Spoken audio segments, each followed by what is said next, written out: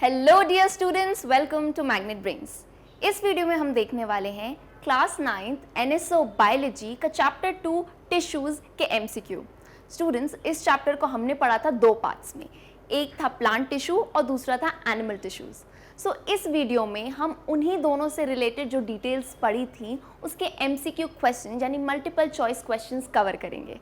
आपको बता देती हूँ ये क्वेश्चंस रहेंगे 3 लेवल में, beginners level, intermediate level and achievers level. इस वीडियो से आपको हेल्प मिलेगी आपके नेशनल साइंस ओलंपियाड में। This is Palak Rakhiyani from magnet brains, जहां आपको मिलती है 100% free of cost education from class K to 12। So let's start. Okay, थोड़ा बता देती हूँ आपको हम कैसे चलते जाएंगे। हम हर एक क्वेश्चन को रीड करेंगे एंड इसमें आपको मिलेंगे 4 ऑप्शंस। अब इन 4 ऑप्शंस में से एक ऑप्शन होगा करेक्ट, बाकी 3 होंगे इनकरेक्ट। तो जिसको आंसर पता चल जाए स्टार्टिंग में तो जल्दी से कमेंट सेक्शन में बता सकते हैं, और जिन्हें नहीं मालूम हो तो डोंट वरी, मैं बताऊंगी कि हर ऑप्शन इनकरेक्ट क्यों है और सिर्फ वो एक करेक्ट क्यों है। एक और इन्फॉर्मेशन ले लो, यानी एक हम क्या कह सकते हैं, डिटेल या रूल टाइप समझ जाओ कि जब भी आप कोई क्वेश्चन पढ़ रहे हो ना, आपने ऑप्शन रीड करना स्टार्ट किया, ठीक है, आपने पढ़ लिया पहला ऑप्शन और आपको पता चल गया यार यही सही आंसर है, तो हम क्या करते हैं, यूजुअली जो बाकी के 3 ऑप्शन होते हैं उन्हें अनदेखा कर देते हैं, यानी आगे बढ़ जाते हैं। बट ये कभी मत करना। क्यों होता है? बिकॉज यूजुअली ओलंपियाड या कॉम्पिटिटिव्स में क्या होता है, कभी कभार 4 ऑप्शंस में से हो सकता है 2 ऑप्शन काइंड ऑफ करेक्ट हो, लेकिन हमें उसमें से ढूंढना होता है मोर करेक्ट ऑप्शन। तो भगना नहीं, आंसर पता चल जाए स्टिल सारे कवर करना। तो हो गया, let's start with the first question. First question है हमारा बिगनर्स लेवल का। Let's read the question. The walls of cork cells are thickened by the deposition of an organic substance which makes these cells impermeable to water and gases. This substance is dash. अब 4 option दिए, question समझते हैं। इतना तो समझ आ गया है यहाँ पे किसकी बात की जा रही है, कॉर्क सेल्स की।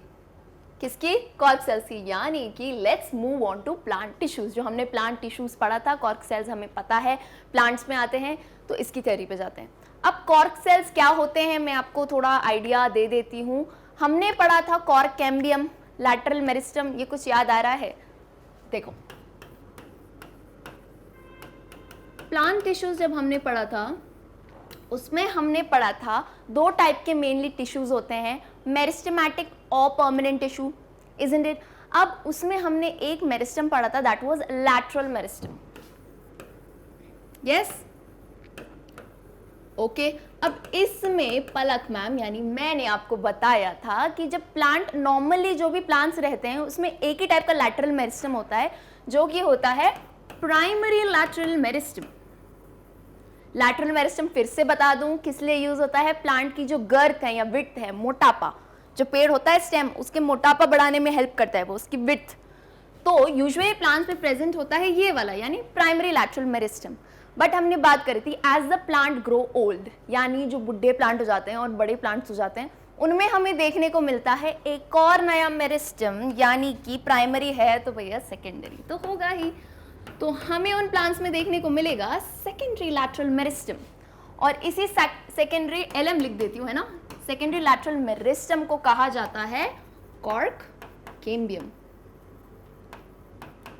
यस, यस और नो, कॉर्क कैम्बियम। अब ये कॉर्क कैम्बियम क्या करता है, एक ऊपर नीचे वाला फॉर्मूला बताया था, ये शांति से नहीं बैठेगा। इसको क्या करना है, इसको न्यू सेल जनरेट करते हैं। तो ये क्या करता है, अपने दोनों साइड यानी आउटर सरफेस पे और इनर सरफेस पे सेल जनरेट करता है। आउटर सरफेस पे जो ये सेल जनरेट करता है उन्हीं को हम कहते हैं कॉर्क सेल्स। यस, तो ये आ गए हम यहाँ पे कॉर्क सेल्स, समझ आया? अब आपको लग रहा होगा मैम इतना रिलेट करके क्यों पढ़ा रहे हो, देखो बाकी सबने पढ़ा है मेरे साथ, जो शायद पहली बार देख रहे हैं, तो हम एक रिकॉल यानी रिवीजन भी करते जाएंगे इसके साथ साथ। तो कॉर्क सेल्स की बात करी है तो आ जाते हैं हम इसकी हिस्ट्री पे। प्राइमरी लैटरल मेरिस्टम से आए हम सेकेंडरी पे। सेकेंडरी क्या होता है, कॉर्क कैम्बियम, और कॉर्क कैम्बियम ने दी कॉर्क सेल्स। अब मैंने आपको बताया था कॉर्क सेल्स का काम मेनली होता है प्रोटेक्शन करना, क्योंकि ये क्या हो जाता है, सेकेंडरी लैटरल मेरिस्टम से बने रहते हैं, बहुत ही रिजिड रहते हैं ये। यूजुअली हम जो ट्री का ट्रंक देखते हैं ना, उसमें ऐसी रिंग्स देखते हैं, तो ये इसी से आते हैं, कॉर्क सेल से आते हैं। तो कॉर्क सेल्स का मेन काम आपको मैंने बताया था, इनका काम होता है जो भी वाटर लॉस से बचाता है, ये प्लांट को प्रोटेक्ट करता है, प्लांट को या ट्री को भी हम कह सकते हैं। और ये होता है impermeable to water and gases. Impermeable मैंने आपको बताया था, let's break the word. Permeable का मतलब होता है जो सभी को जाने दे, यानी सब इसके रिश्तेदार है आ जाओ, बट इम्पर्मिएबल यानी ये किसी को भी अलाउ नहीं करेगा अपने अंदर आने देना। तो गैसेस और वाटर यहाँ से एक्सचेंज नहीं हो सकते हैं। अब ऐसा कौन सा सब्सटेंस प्रेजेंट था इसमें, तो लेट्स सी। पहला नाम दिया है हमें पेक्टिन। अब थोड़ा और पीछे जाएं, पेक्टिन। पेक्टिन हमने पढ़ा था, एक हमारा होता है सिंपल परमानेंट टिश्यू। दो टाइप के परमानेंट टिश्यू होते हैं, सिंपल और कॉम्प्लेक्स। उसमें से जो सिंपल परमानेंट टिश्यू है उसमें किसी एक में प्रेजेंट रहता है ये पेक्टिन, और वो है हमारा collenchyma. Yes, you all are right, collenchyma है ना। जिसने मेरे साथ जवाब दिया होगा वेरी गुड। कॉलिनकाइमा हमने पढ़ा था, इसका जो सेल वॉल रहता है वो बना होता है सेल्यूलोज से भी, और एक स्पेशल सब्सटेंस जो रहता है उसमें ये होता है पेक्टिन। तो यार अब लगता तो नहीं है पेक्टिन इसमें आएगा कॉक्स सेल्स में, सो फर्स्ट इज एलिमिनेटेड। ठीक है भाई, अब आते हैं स्टेप नंबर 2 पे। स्टेप नंबर 2 आया है स्यूबिरिन, SUBERIN। अब थोड़ा अगर रिकॉल कर पाओ तो मुझे बता सकते हो क्या ये ऑप्शन सही है या नहीं। क्यों? क्योंकि हमने पढ़ा है कॉर्क सेल्स इम्पर्मिएबल रहता है वाटर एंड गैसेस से। सो ये सब्सटेंस जो मैंने बताया था जो प्रोटेक्ट करता है इसको, मतलब वाटर एक्सचेंज नहीं करने देता है, इस सब्सटेंस का नाम होता है suberin, and this is absolutely correct. Cork cells में प्रेजेंट रहता है स्यूबिरिन। स्यूबिरिन की थिकनिंग रहती है, कवरिंग रहती है, जिससे ये इम्पर्मिएबल हो जाता है। ठीक है, बट मैम ने कहा है आंसर मिल गया तो भगना नहीं है। Let's move on to C option. C है लिग्निन। अब कुछ याद आ रहा है, लिग्निफाइड सेल वॉल। यस, और जल्दी से मुझे कमेंट सेक्शन में बताओ लिग्निफाइड सेल वॉल किस में होती है। ये वर्ड मैंने बोल दिया, जब तक मैं यहाँ पे लिखूंगी उससे पहले मुझे मिल जाना चाहिए मेरा आंसर। ठीक है, लिग्निफाइड सेल वॉल में एक डायग्राम बना के बताऊंगी आपको, और ये आज मिटर ही नहीं रहा लो। ठीक है, लिग्निफाइड सेल वॉल में आपको डायग्राम बना के बताऊंगी, and then tell me okay कि ये एक मैं आपको लॉन्गिट्यूडनल सेक्शन बना के बता रही हूँ। कैसा सेक्शन? Longitudinal section. और इसमें ये जो थिक थिक मैं बना रही हूँ ये है लिग्निफाइड सेल वॉल। और अगर पहचान पाओ, ध्यान आ जाए, तो ये भी एक टाइप का सिंपल परमानेंट टिश्यू है। चलो hint they the, this is, इसका सिंपल पिट होता है, पिट जो होता है सिंपल होता है। This is nothing but the dead cells, sclerenchyma. Yes, ये होता है स्क्लेरेनकाइमा, जिसकी सेल्स डेड होती हैं, उसमें वॉल्स कैसी रहती हैं? Lignified. So this is also incorrect, none of this तो होगा नहीं क्योंकि हमें मिल गया हमारा answer suberin. So let's check कि ये आंसर सही है, and we are right. So let's move on to question number 2। Great, चलो क्वेश्चन नंबर 2 क्या है? Which of the following statements regarding apical meristem is incorrect? अब एक और नया रूल आता है इसमें, क्या बता रही हूँ मैं, ध्यान से सुनना। कोई भी ऐसा क्वेश्चन आता है ना स्टूडेंट्स की करेक्ट करो या इनकरेक्ट करो, तो उसमें जो वर्ड आता है ना इसको या तो अंडरलाइन कर लो या फिट कर लो, जैसे भी कर सकते हो, है ना। मैं तो यूजुअली हाईलाइट कर देती हूँ। वाई? बिकॉज जब हम ऑप्शन पे आते हैं ना तो हम एक्चुअल में भूल जाते हैं कि हमें मार्क क्या करना था, करेक्ट करना था या इनकरेक्ट वाला। ठीक है, तो इसमें हमें क्या बोल रहे हैं? इनकरेक्ट बताना है, किसके रिगार्ड में? Apical meristem. तो जिसके लिए क्वेश्चन है उसकी थोड़ी बात कर लेते हैं। एपिकल मेरिस्टम क्या होता है? ये होता है एक टाइप का प्लांट टिश्यू जो होता है मेरिस्टेमेटिक टिश्यू के अंडर। मेरिस्टेमेटिक टिश्यू क्या होता है मैं बता देती हूँ। ये वो टिश्यूज होते हैं in which the cells have the ability to divide. कौन से टिश्यूज होते हैं? Where the cells have the ability to divide. Divide की एबिलिटी मतलब क्या होती है? सेल डिवीजन कर सकता है, एक सेल से नए सेल्स बन सकते हैं, ये वो सेल्स होते हैं। अब एपिकल मेरिस्टम की अगर मैं बात करूं तो एपिकल का मतलब क्या होता है? एपिक्स। एपिक्स यानी टर्मिनल, एंड पे। तो ये मेरिस्टम यूजुअली कहाँ प्रेजेंट रहता है? रूट पे, यानी रूट ऊपर, शायद अपन शूट लिखें तो बेटर रहेगा, है ना। ऊपर शूट लिख लेते हैं चलो, है ना। शूट पे और किस पे? रूट पे। इनकी जो टिप रहती है, टिप्स, यानी टिप पे प्रेजेंट रहता है कौन? Apical meristem. तो ऑफ कोर्स अगर टिप पे प्रेजेंट रहेगा तो किस में मदद करेगा? इनकी नीचे से ग्रोथ में, और ऊपर यानी लेंथ बढ़ाएगा। In short what I can say is कि एपिकल मेरिस्टम का मेन वर्क है क्या? इंक्रीज करना length, isn't it? Root tip and shoot tip पे। ठीक है, थोड़ा हमने ओवरव्यू ले लिया, अब हम ऑप्शंस में देखते हैं क्या कहना चाह रहे हैं। So let's move on to option number A. ये कहता है it brings about increase in length of the root and stem. अभी मैम ने ये कहा, मतलब ये स्टेटमेंट सही है, बट वेट, हमें सही स्टेटमेंट नहीं बतानी है, हमें क्या बतानी है? Incorrect statement. तो ये वाली तो सही है, ठीक है यार। अब आगे बढ़ते हैं।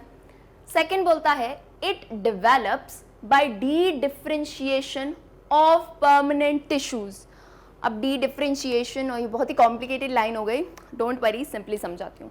देखो, इसके लिए हमें थोड़ा एक स्टेप पीछे आना पड़ेगा। जब हम प्लांट टिश्यूज की बात करते हैं, दो टाइप के मैंने आपको बताया, जो कि मैं आपको यहाँ बता देती हूँ फिर से। दो टाइप के कौन से होते हैं प्लांट टिश्यूज? एक होता है मेरिस्टेमेटिक, मेनली दो टाइप के होते हैं। किस बेसिस पे?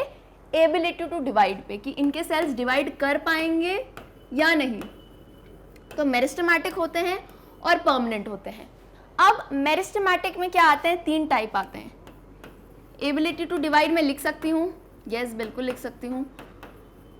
अब देखो, हमने जिन्होंने मेरे साथ पढ़ा था लास्ट वीडियोस में, तो ये चीज़ हमने देखी थी कि जो मेरिस्टेमेटिक के सेल्स होते हैं वो डिवाइड तो कर पाते हैं। अब क्या होता है, जब ना इनका हो जाता है कि यार अब मुझे रिटायरमेंट लेना है, अब मुझे और डिवाइड नहीं करना है, तब इन मेरिस्टेमेटिक सेल्स से बनते हैं परमानेंट टिश्यू के सेल्स।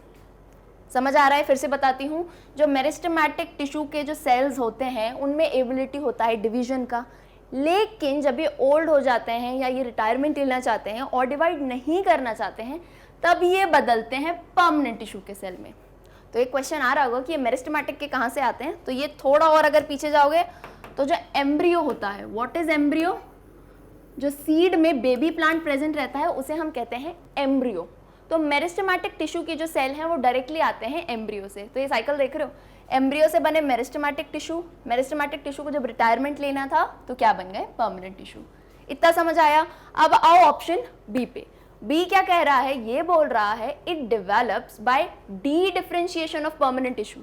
यार ये तो उल्टी बात लग रही है, अभी मैम ने बताया कि मेरिस्टेमेटिक से परमानेंट बनेगा और यहाँ दिया है उल्टी बात, तो this statement is purely incorrect. ठीक है, आंसर मिल गया पर भगना नहीं है। सी ऑप्शन देखते हैं। सी ऑप्शन क्या लिखता है? It constitutes primary meristem. This is true. क्यों? बिकॉज देखो, एम्ब्रियो से डायरेक्टली आ रहे हैं मेरिस्टेमेटिक टिश्यू, तो इनको हम और भी एक नाम बोलते हैं जिसे कहते हैं प्राइमरी मेरिस्टम। और जो परमानेंट टिश्यूज हैं वो इनसे बने होते हैं। किन से? मेरिस्टेमेटिक टिश्यू से, तो उन्हें हम कहते हैं सेकेंडरी मेरिस्टम। ओके, ये हमने पढ़ा था। मेरिस्टेमेटिक होते हैं प्राइमरी मेरिस्टम, परमानेंट होते हैं सेकेंडरी मेरिस्टम। तो ये स्टेटमेंट करेक्ट है, नन ऑफ दीज तो होगा नहीं। तो हमारा आंसर क्या मिल जाता है हमें? Option number B. We are correct. Let's move on to question number 3 which is also of the beginners level. Question पढ़ते हैं। Select the correct statement regarding meristematic tissue. अब क्या बोला था मैम ने? जो भी ऐसा नाम आता है करेक्ट इनकरेक्ट, तो उसको हम मार्क कर लेते हैं। तो हमें सही वाला स्टेटमेंट बताना है। अब किसके रिगार्डिंग? Meristematic tissue. पिछला हमने पर्टिकुलरली देखा था एपिकल मेरिस्टम, तो इसमें हमें बताना है मेरिस्टेमेटिक टिश्यू से regarding correct statement. Meristematic tissue फिर से बता देती हूँ क्या होते हैं। प्लांट टिश्यू का टाइप होता है, इसमें cells have the ability to divide यानी सेल डिवीजन कर सकते हैं, विच इन टर्न सेल की या ऑर्गेनिज्म की ग्रोथ में हेल्प करता है। ठीक है, अब आते हैं ऑप्शन नंबर ए पे। ए बोलता है they are made up of mature cells and are fully differentiated. ये लाइन थोड़ी कॉन्ट्रोडिक्टरी है। क्यों? क्योंकि ये मेच्योर सेल से नहीं बनते हैं। अभी थोड़ा रिवाइंड करोगे, मैंने क्या बताया? ये एम्ब्रियो से बनते हैं। एम्ब्रियो क्या होता है? सीड के अंदर का जो बेबी प्लांट होता है ना, ये डायरेक्टली उससे बनते हैं। तो ये मेच्योर सेल्स तो नहीं होते हैं और फुल्ली डिफरेंशिएटेड भी ये नहीं होते हैं। राइट, फुल्ली डिफरेंशिएटेड कब हो जाएंगे? जब ये परमानेंट में बदल जाएंगे। तो ये स्टेटमेंट तो गलत है, बट हमें क्या बताना है? करेक्ट वाला स्टेटमेंट। तो let's move on to option number B. B क्या कहता है? They have cells with thick secondary walls. तो ये स्टेटमेंट सही नहीं है। थिक सेकेंडरी वॉल्स, अगर थोड़ा मैं आपको याद दिलाऊं तो हमने पढ़ा एपिकल मेरिस्टम, इंटरकैलरी और लैटरल मेरिस्टम। तो इनका जो सेल वॉल होता है कंपैरेटिवली इतना थिक नहीं रहता है, क्योंकि इनका काम क्या होता है? डिवीजन का। अब अगर डिवीजन करना है तो इनका सेल वॉल इतना मोटा होगा तो कैसे करेंगे डिवीजन? प्रॉब्लम आएगी ना, बिकॉज जब सेल वॉल, 2 सेल बनते हैं एक सेल से, तो उसमें न्यू सेल वॉल भी फॉर्म होता है, तो इतना थिक इनका सेल वॉल नहीं होता है। तो this statement is also incorrect. अब हम आते हैं सी वाले पे। सी क्या कहता है? They perform the function of growth and division. ये कुछ अच्छा सा लग रहा है इससे रिलेटेड। अब डिवीजन मैंने आपको बताया क्या होता है। डिवीजन से मतलब है सेल डिवीजन, मैथमेटिक्स वाला डिवीजन नहीं। ठीक है, अब सेल डिवीजन जब होगा तो उससे क्या होता है? एक सेल से 2 नए सेल बनते हैं। यानी कि ये सेल अगर डिवाइड कर रहा है तो इससे 2 नए सेल बनेंगे, ये सेल डिवाइड करेगा, इससे 2 नए सेल। तो ऐसे बताओ, ये एक ऑर्गेनिज्म है, एक सेल है, इससे कितने एंड में आके मल्टीपल सेल्स बन सकते हैं, यानी ये किस में मदद करता है, ऑर्गेनिज्म की ग्रोथ में भी। सो this statement is absolutely correct. अब डी कहता है बोथ ए एंड सी, तो ए मैंने पहले ही बता दिया करेक्ट स्टेटमेंट नहीं है, तो हमें हमारा आंसर मिल गया है, that is option number C. Let's see, and it is already C. Okay, चलो अब आते हैं क्वेश्चन नंबर 4 पे, जो कि है बिगनर्स लेवल का ही। Let's see, X is a living tissue that provides mechanical support, tensile strength and elasticity in young dicotyledonous stem. X is, अब आ गए भाई मिस्टर X वाला क्वेश्चन, यानी कि हमें X दिया है, बताया नहीं है क्या है, लेकिन उसका डिस्क्रिप्शन दे दिया है कि ये ऐसा ऐसा होता है, ऐसा प्रोवाइड करता है, और हमें दे दिए हैं 4 ऑप्शंस। तो हमें चूज करना है X क्या है। चलो let's start with step by step करते हैं, ठीक है। अब हम देख पा रहे हैं, पहले दिया है X इज अ लिविंग, देखो छोटी छोटी डिटेल्स को ना याद रखा करो। इन्होंने कहा है X is a living tissue, ये एक लिविंग टिश्यू होता है जो क्या प्रोवाइड करता है, मैकेनिकल सपोर्ट, ठीक है, टेंसाइल स्ट्रेंथ यानी प्लांट को स्ट्रेंथ प्रोवाइड करता है। स्ट्रेंथ किस चीज़ से, बहुत सारी चीज़ें होती है, देखो विंड चलती है तो प्लांट ऐसे गिर नहीं जाए, यस, और भी बहुत सारे माइक्रो ऑर्गेनिजम्स होते हैं या एडवर्स कंडीशंस होती है जिसमें ये स्ट्रेंथ प्रोवाइड करता है। And elasticity, elasticity is basically related to flexibility, यानी प्लांट जो बेंड हो सकता है ये वो प्रोवाइड करवाता है। अब सेकेंड लाइन बोल दी, इन यंग डाइकोटिलेडोनस स्टेम। अब डाइकोटिलेडोनस इतना बड़ा वर्ड आ गया, अब इसको फिर से ब्रेक कर देते हैं, हम यहाँ देख लेते हैं। डाइकोटिलेडोनस को डाइकॉट भी कहते हैं, ठीक है। डाई का मतलब यहाँ पे होता है 2 से, डाई मतलब क्या होता है 2, और cot basically stands for cotyledon. अब देखो कॉटिलिडन क्या होता है, सीड हम देखते हैं ना, तो सीड में 2 ऐसे पार्ट्स प्रेजेंट रहते हैं। अगर आपने घर में देखा होगा चने की सीड, ठीक है, अगर चने को हम रात में रखते हैं भिगो के पानी में, उसको सुबह देखेंगे और बीच से कट करोगे तो आप देखते हैं ऐसे 2 को थिक से स्ट्रक्चर होते हैं, खुल जाते हैं, वो जो 2 प्रेजेंट रहते हैं दैट इज डाइकॉट। कॉटिलिडन यानी जो प्लांट के अंदर सीड रहता है या मेच्योर बेबी प्लांट रहता है, immature baby plant, sorry mature नहीं, इमेच्योर बेबी प्लांट, उसको क्या प्रोवाइड करता है, फूड और न्यूट्रिशन, कौन, कॉटिलिडन। तो इसलिए पूछा है डाइकॉट स्टेम में एक्स क्या होता है। चलो अब स्टेप बाय स्टेप आते हैं। पहला आया पैरेन्काइमा। अब पैरेन्काइमा हमें पता है क्या होता है, ये होता है एक सिंपल परमानेंट टिश्यू, और पैरेन्काइमा का एक मेन फंक्शन मैंने बताया था कि इस नाम से इसको लिख लोगे तो समझ आ जाएगा क्या होता है वो फंक्शन।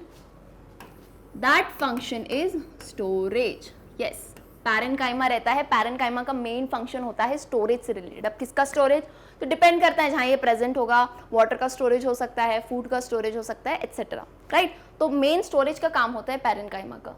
तो यहाँ स्ट्रेंथ की बात हो रही है और यहाँ स्टोरेज की, तो ये तो मतलब बात मुझे सही नहीं लगी।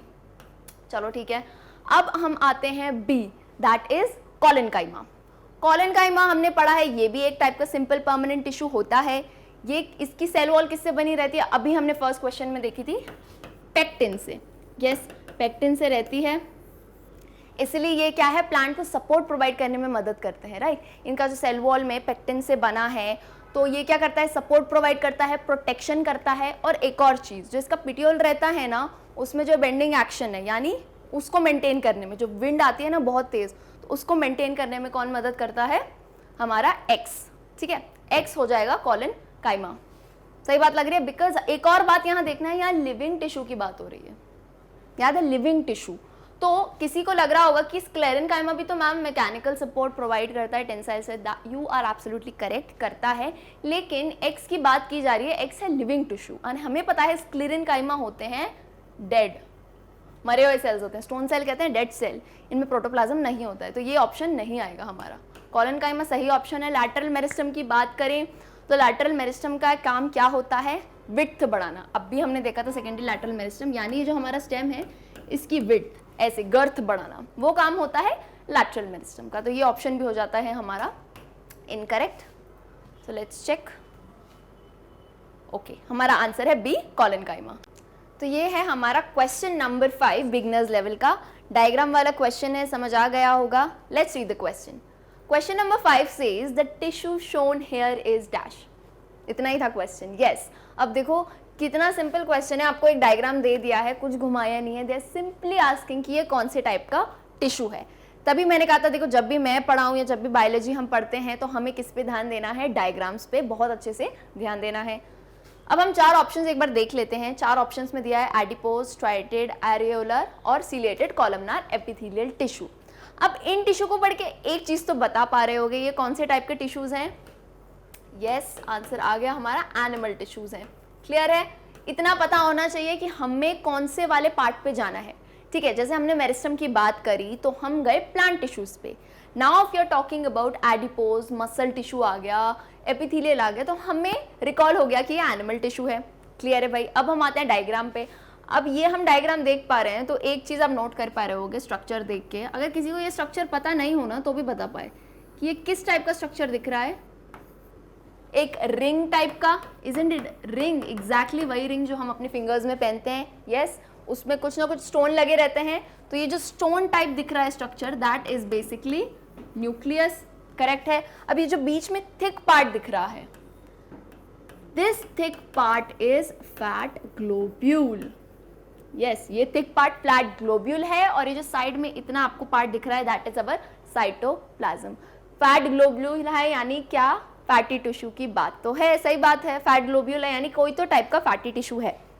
तो अब हम आते हैं इन 4 ऑप्शंस पे और देखते हैं कि फैटी टिश्यू क्या होता है इसमें। और पढ़ते ही बता दे रहे होगे कि ए वाला जो ऑप्शन है adipose tissue, that is a type of fatty tissue. Yes, ये फैट स्टोर करता है टिश्यू, इसलिए हम इसे कहते हैं फैटी टिश्यू। यानी शुरू होते ही हमें हमारा आंसर मिल गया है, दैट इज करेक्ट। बट अभी हम 3 ऑप्शन फिर भी चेक करेंगे जरूर। ठीक है, बी आते हैं striated muscle tissue. Striated muscle यानी मसल्स की बात कर रहे हैं, that is very correct. Striated यानी जिसमें स्ट्राइएशंस प्रेजेंट हो। स्ट्राइएशन की मैंने आपको बात बताई थी, स्ट्राइएशन का मतलब बहुत सिंपल होता है, इट मीन्स स्ट्रिप्स। टाइगर, चीता हम देखते हैं उन पे ऐसे स्ट्राइएशन स्ट्रिप्स टाइप प्रेजेंट रहते हैं, वो होते हैं। और अगर इमेजिन नहीं कर पा रहे हो तो I just show you in a small diagram, ऐसे समझ पा रहे हो। हमने मसल टिश्यूज पढ़े थे, उसमें हमने पढ़े थे स्ट्राइएटेड मसल टिश्यू। 3 टाइप के मसल टिश्यू होते हैं। कौन से होते हैं, स्ट्राइएटेड, अनस्ट्राइएटेड और कार्डियक मसल टिश्यू। उसमें से ये बात कर रहे हैं स्ट्राइएटेड की। तो स्ट्राइएशंस कैसे प्रेजेंट रहते हैं, देखो ये ऐसी लाइंस टाइप प्रेजेंट रहते हैं। स्ट्राइएशंस ब्रांच नहीं रहते हैं ये, पर ऐसे स्ट्राइएशंस रहते हैं। तो क्या ये डायग्राम यहाँ से मैच करता है, नॉट एट ऑल। तो सेकेंड ऑप्शन पता है हमें है इनकरेक्ट। अब हम आते हैं थर्ड ऑप्शन पे, एरियोलर टिश्यू। अब एरियोलर टिश्यू कौन से टाइप का टिश्यू होता है ये मुझे कमेंट सेक्शन में जल्दी से बताओ। और इसमें प्रेजेंट रहते हैं 4 टाइप के सेल्स जो हमने पढ़े थे, मैक्रोफेजेस होते हैं, फाइब्रोब्लास्ट होते हैं, मास्ट सेल्स रहते हैं। यस, तो इनका जो स्ट्रक्चर होता है इन चारों का स्ट्रक्चर अलग होता है। फाइब्रोब्लास्ट का स्ट्रक्चर फाइबर्स जैसा होता है, मास्ट सेल्स सर्कुलर रहते हैं। यस, तो ये कहीं से तो एरियोलर टिश्यू है ही नहीं, बिकॉज यहाँ सारे सेल्स हमको दिख रहे हैं रिंग लाइक के, तो ये तो हमें पता है ये एरियोलर टिश्यू नहीं हो सकता। क्लियर है। लास्ट हम देख लेते हैं डी वाला, that is ciliated columnar epithelial tissue. इतना बड़ा नाम है, एक एक करके पढ़ो, ठीक है। लास्ट वाले से स्टार्ट करो, एपिथेलियल टिश्यू। एपिथेलियल टिश्यू हमें पता है एनिमल टिश्यू होता है, एपिथेलिया यानी जो कवरिंग फॉर्म करता है, ठीक है। कॉलमनार, कॉलमनार हमने पढ़ा था टिश्यू। कॉलमनार सेल्स क्या होती हैं, कॉलम पता है ना, पिलर लाइक सेल्स। पिलर देखते हैं हम यूजुअली इतने लंबे लंबे, वो सेल्स। और उनमें क्या प्रेजेंट है, सीलिएटेड यानी सीलिया। सीलियर क्या होते हैं, हेयर लाइक प्रोजेक्शंस। बताया था मैंने अपने हेयर से ऐसे हेयर टाइप रहते हैं निकले हुए। तो अगर इसको डायग्राम में देखोगे वेरी क्लियर है, ऐसे बहुत लंबे से आपको पिलर जैसे सेल्स दिखेंगे ये, और इनका न्यूक्लियस होगा आपको थोड़ा बॉटम पे दिखेगा, एंड प्रेजेंट रहेंगे वेरी इंपॉर्टेंट सीलिएटेड यानी ऐसे हेयर लाइक स्ट्रक्चर। यस, किसी का फेस लग रहा है ये बिल्कुल हेयर लाइक स्ट्रक्चर। तो ये डायग्राम तो कहीं से भी मतलब कोई भी बता दे कि ये तो मैच नहीं करता है मैम, तो हमारा आंसर है first option, that is adipose tissue, and we are correct. Let's move on to question number 6। Question number 6 कहता है, which of the following plant tissues provide mechanical support and a protective covering around seeds। ठीक है, अब इस question में बात की जा रही है मैकेनिकल सपोर्ट की, and secondly very very important covering around seeds. ठीक है, क्यों ये इंपॉर्टेंट बोला मैंने, बिकॉज मैकेनिकल सपोर्ट हमें पता है 2-3 टिश्यू करते हैं, ये कॉमन बात हो गई। बट एक फीचर बता दिया इसमें, कवरिंग अराउंड सीड्स, यानी जो हमारी सीड्स होती है उनको कवर कौन करता है, वही टिश्यू करेगा जो बहुत ही रिजिड हो, जो सपोर्ट दे सके। So let's see the 4 options. Option A कहता है पैरेन्काइमा। पैरेन्काइमा का एक बहुत इंपॉर्टेंट फंक्शन मैंने बताया था कि एक नाम से इसको याद कर लेना, इसका काम होता है स्टोरेज। किसका? पैरेन्काइमा का। अब स्टोरेज किसका? वो डिपेंड करता है जहां वो प्रेजेंट हो। वाटर स्टोरेज हो सकता है, फूड मिनरल्स का स्टोरेज करता है कौन? पैरेन्काइमा। तो यार क्वेश्चन और इसका तो कोई रिलेशन ही नहीं है, स्टोरेज की बात ही नहीं है। फर्स्ट ऑप्शन हो गया incorrect. Second we come to collenchyma. कुछ स्टूडेंट्स कहेंगे कि हो सकता है कॉलेनकाइमा है, क्योंकि हमने मिस्टर एक्स अभी जो पीछे देखा था उसमें पढ़ा था कि वो लिविंग टिश्यू होता है एक, राइट, जो मैकेनिकल सपोर्ट देता है। तो मैकेनिकल सपोर्ट की बात तो यहीं भी है, बिल्कुल मानूंगी आपकी बात, लेकिन जब आगे बढ़ते जाओगे ना तो कवरिंग अराउंड सीड्स में मैं नहीं एग्री करूंगी। क्यों? बिकॉज ये होता है लिविंग टिश्यू रहता है, और कहीं भी जब हमने पढ़ा था तो ये मेंशन नहीं किया था कि ये कवरिंग अराउंड सीड्स फॉर्म करता है। So this is basically incorrect. इसका मेन काम बताऊं ना तो सपोर्ट तो देता ही है, और यूजुअली जो लीफ का पिट्यूल रहता है उसकी फ्लेक्सिबिलिटी और इलास्टिसिटी में मदद करता है बेसिकली। तो कॉलेनकाइमा तो नहीं है। चलो सी आ गया एरेनकाइमा। अब कुछ के लिए हो सकता है ये न्यू हो। एरेनकाइमा हमने पढ़ा था पैरेन्काइमा के 3 टाइप्स होते हैं। पैरेन्काइमा के ही 3 टाइप्स है, उसमें एक टाइप कौन आ गया हमारा? एरेनकाइमा। अब एरेनकाइमा किस में प्रेजेंट रहता है बता देती हूँ। यूजुअली जो एक्वेटिक प्लांट्स रहते हैं, हाइड्रोफाइट्स जो पानी में रहते हैं, ये इनमें प्रेजेंट रहता है एरेनकाइमा। यानी होता वो पैरेन्काइमा ही है, लेकिन मॉडिफाई होके वो बनता है एरेनकाइमा। इसका काम क्या है? तो ये बेसिकली प्रोवाइड करता है बायंसी, यानी स्विम करने में मदद करता है, प्लांट को फ्लोट करने में मदद करता है। यस, सपोर्ट प्रोवाइड करता है इस वे में, लेकिन किसे? एक्वेटिक प्लांट्स को। तो सीड की कवरिंग का तो कोई सवाल नहीं है, तो ये ऑप्शन भी हो गया इनकरेक्ट। ये 3 इनकरेक्ट। तो बोलोगे मैम लास्ट वाला ही करेक्ट होगा, बट क्यों होगा वो भी जानना जरूरी है। स्क्लेरेनकाइमा नाम आते ही समझ आ जाना चाहिए कौन से टाइप के सेल्स होते हैं ये? Dead cells. यस, करेक्टली, जिन्हें हम कहते हैं स्टोन सेल्स, और हम कह सकते हैं डेड सेल्स। डेड क्यों कहते हैं? बिकॉज इनका जो प्रोटोप्लाज्म होता है ना पूरा लाइक ना के बराबर होता है, खत्म हो जाता है। They are devoid of protoplasm. अब डेड सेल हैं तो ये सोच के समझ आ रहा होगा कितने रिजिड होंगे, कितने हार्ड सेल्स होंगे ये। एंड यस, इसके एक फंक्शन में हमने ये भी पढ़ा था कि ये फॉर्म करते हैं कवरिंग अराउंड सीड्स, यानी हमारे जो सीड्स की ब्रिटल एकदम कवरिंग होती है थिक और बहुत ही स्ट्रॉन्ग, वो होती है स्क्लेरेनकाइमा की। ये भी पढ़ा था हमने कि वॉलनट शेल होता है वो भी स्क्लेरेनकाइमा से बना है। गुआवा का जो ग्रिट होता है, grit of guava, that is also made of sclerenchyma यानी सोन सेल्स। तो our correct option is D. Let's check it and we are good to go. चलो क्वेश्चन नंबर 7 दिख रहा है, मैच द कॉलम टाइप की चीज है, interesting है। Let's C. Match column 1 with column 2 and select the correct option from the given codes. अब इस क्वेश्चन में क्या करना है? लेफ्ट साइड पे हमें दे दिया गया है कॉलम 1, राइट साइड पे दिया है कॉलम 2। इनको हमें सही तरह से मैच करना है। ये 4 है हमारे पास, मैच करना है। एंड देन इन्हीं के बेस पे ये 4 ऑप्शंस हैं कि भैया ए का कौन सा है आंसर, 3 है क्या, या 2 है, या 1 है, लाइक दैट। तो इसमें हम बढ़ेंगे स्टेप बाय स्टेप। क्लियर है? Let's see option number 1। Column 1 में दिया है A food storage. Food storage यानी ये काम दे दिया फूड स्टोरेज का। 4 ऑप्शंस हैं, फ्लोएम, जाइलम, पैरेन्काइमा, स्क्लेरेनकाइमा। तो अब एक चीज बता देती हूँ, फूड स्टोरेज वर्क, स्टोरेज का काम आ गया। स्टोरेज अभी पीछे मैंने बताया एक चीज, एक ऐसा टिश्यू जिसका मेन काम होता है स्टोरेज का, और उसका नाम क्या है? पैरेन्काइमा। यस, तो ऑप्शन ए हमारा हो जाता है पैरेन्काइमा। इसका मेन वर्क होता है स्टोर करना, फूड, वाटर, मिनरल्स जो स्टोर करता है वो होता है पैरेन्काइमा। अब फूड से बात आती है, एक जगह लिख दिया इनने स्टोरेज, एक जगह लिख दिया कंडक्शन। तो डिफरेंस क्या है? स्टोरेज यानी उसको बचा के रखना, उसको स्टोर करके रखना, रेस अपने पास, हाँ यार मेरे पास है, तुमको चाहिए तो ले लेना। कंडक्शन का मतलब क्या होता है कि एक जगह से दूसरी जगह पहुंचाना। डिफरेंस समझ रहे हो? स्टोरेज यानी बचा के रखना, कंडक्शन यानी इधर से उधर तक पहुंचाना। बात दोनों फूड की कर रहे हैं, पर एक स्टोरेज की कर रहा है और एक कंडक्शन की। तो स्टोरेज में व्हेन आई सेड, तो स्टोरेज कौन करेगा? पैरेन्काइमा। यानी यहां हम लिख सकते हैं ए का ऑप्शन हो जाएगा करेक्ट ऑप्शन 3। ठीक है, ये फर्स्ट स्टेप है अचीव्ड। ए का ऑप्शन हो गया 3। ठीक है, अब हम आते हैं फूड कंडक्शन पे, यानी एक पार्ट ऑफ द प्लांट से दूसरे पार्ट तक फूड कौन पहुंचाता है। तो ये पहुंचाने यानी ट्रांसपोर्ट का काम हमने पढ़ा था किसका होता है? Complex permanent tissue. 2 के होते हैं, 2 टाइप्स के, एक जाइलम और एक फ्लोएम। जाइलम की बात करें, जाइलम हमने देखा था वो क्या ट्रांसपोर्ट करता है, वाटर एंड मिनरल्स। एंड दूसरा था फ्लोएम, मैंने एक चीज याद करवाई थी, स्टूडेंट्स को याद हो, कैसे याद रखना था, फ्लोएम और फूड। तो ये फ का साउंड जो आता है आपका, although spelling is different but sound same है, फ से फ्लोएम, फ से फूड। तो हमें याद रखना था कि फ्लोएम का काम क्या होता है, फूड कंडक्शन का। तो देख पा रहे हो ऑप्शन में कहीं फ्लोएम दिया है, यस मैम दिया है, बी का ऑप्शन हो जाएगा नंबर 1, दैट इज फ्लोएम। तो बी हो गया नंबर 1, क्लियर है। चलो भाई वेरी नाइस। अब हम आते हैं सी पे। सी इज मैकेनिकल स्ट्रेंथ। अब मैकेनिकल स्ट्रेंथ का मतलब क्या होता है कि जो प्लांट होता है, यूजुअली विंड चलती है या फिर वो स्टेशनरी रहता है, तो उसको सपोर्ट प्रोवाइड, स्ट्रेंथ प्रोवाइड कौन सा टिश्यू करता है। तो अब इतना तो समझ रहे होगे मैम, ये 2 ऑप्शन जा चुके हैं, we are left with only 2 options, एक है जाइलम, एक है स्क्लीरिन काइमा। और अभी थोड़ा पीछे मैंने बताया था कि स्क्लीरिन काइमा होते हैं डेड सेल्स, रिजिड होते हैं, बहुत स्ट्रॉन्ग होते हैं, जो कि प्रोवाइड करते हैं प्लांट को क्या, सपोर्ट या स्ट्रेंथ। तो ऑप्शन सी हो जाता है हमारा 4, दैट इज स्क्लेरिन काइमा। वंडरफुल। अब लास्ट ऑप्शन में बचा तो एक ही, बट फिर भी एक्सप्लेनेशन दे सकते हैं हम। वाटर कंडक्शन का काम कौन करता है, अभी बताया, फ्लोएम अगर फूड का करता है तो जाइलम किसका करता है, water conduction.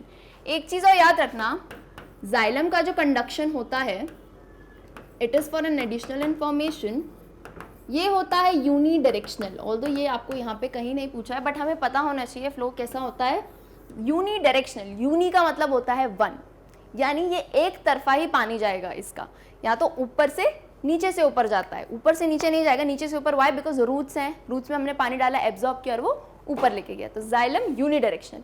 On the other hand phloem करता है बाई डायरेक्शनल। बाय का मतलब होता है 2, नीचे से ऊपर भी और ऊपर से भी नीचे। ये क्यों होता है, बिकॉज हमारे लीव्स हैं, उन्हीं में फूड बनता है, राइट। तो उनसे लेके दूसरे बॉडी पार्ट्स में भी तो देना है ना, प्लांट के बॉडी पार्ट्स में, राइट। तो फ्लोएम का होता है बाई डायरेक्शनल। क्लियर है। अब आई थिंक हमने चारों ऑप्शंस को डिस्कवर कर लिया गया है। डी लिख देती हूँ, डी का ऑप्शन क्या था, 2। चलो अब ये पिक्चर दिख रही है, अब ऐसा ही इन चारों ऑप्शन में कहीं दिख रहा हो तो बताओ मुझे, लेट्स फाइंड आउट। ए का ऑप्शन होना चाहिए 3, तो मैं देख पा रही हूँ बहुत ही इजी है, पहले ऑप्शन में मुझे दिख रहा है ए 3 है, बी 1 है, सी 4 है एंड डी 2 है। क्लियर है। तो ऑप्शन 1 इज करेक्ट चारों पर। अब इसमें तो खैर पढ़ने की जरूरत नहीं है बिकॉज हमने खुद ही निकाल लिया है, तो अब इन चारों को टेस्ट मत करना, ठीक है। Let's just check, option 1 is the correct answer. Okay, let's move on to question number 8 of beginners level. ये क्वेश्चन है चारों डायग्राम पे बेस्ड, यानी आपको यहाँ पे कुछ भी लिखा हुआ नहीं दिख रहा है, बस एक छोटा सा इंस्ट्रक्शन है और आपको बताना है चारों में से क्या करेक्ट ऑप्शन है। Let's read the question. Question says which of the following epithelial tissues lines the stomach and intestine? epithelial tissue यानी हम अगेन आ गए किस पे, एनिमल टिश्यूज पे। ये तो क्लियर है। एपिथेलियल टिश्यू यूजुअली क्या फॉर्म करते हैं, इसके नाम से ही पता चलना चाहिए इसका फंक्शन, कवरिंग।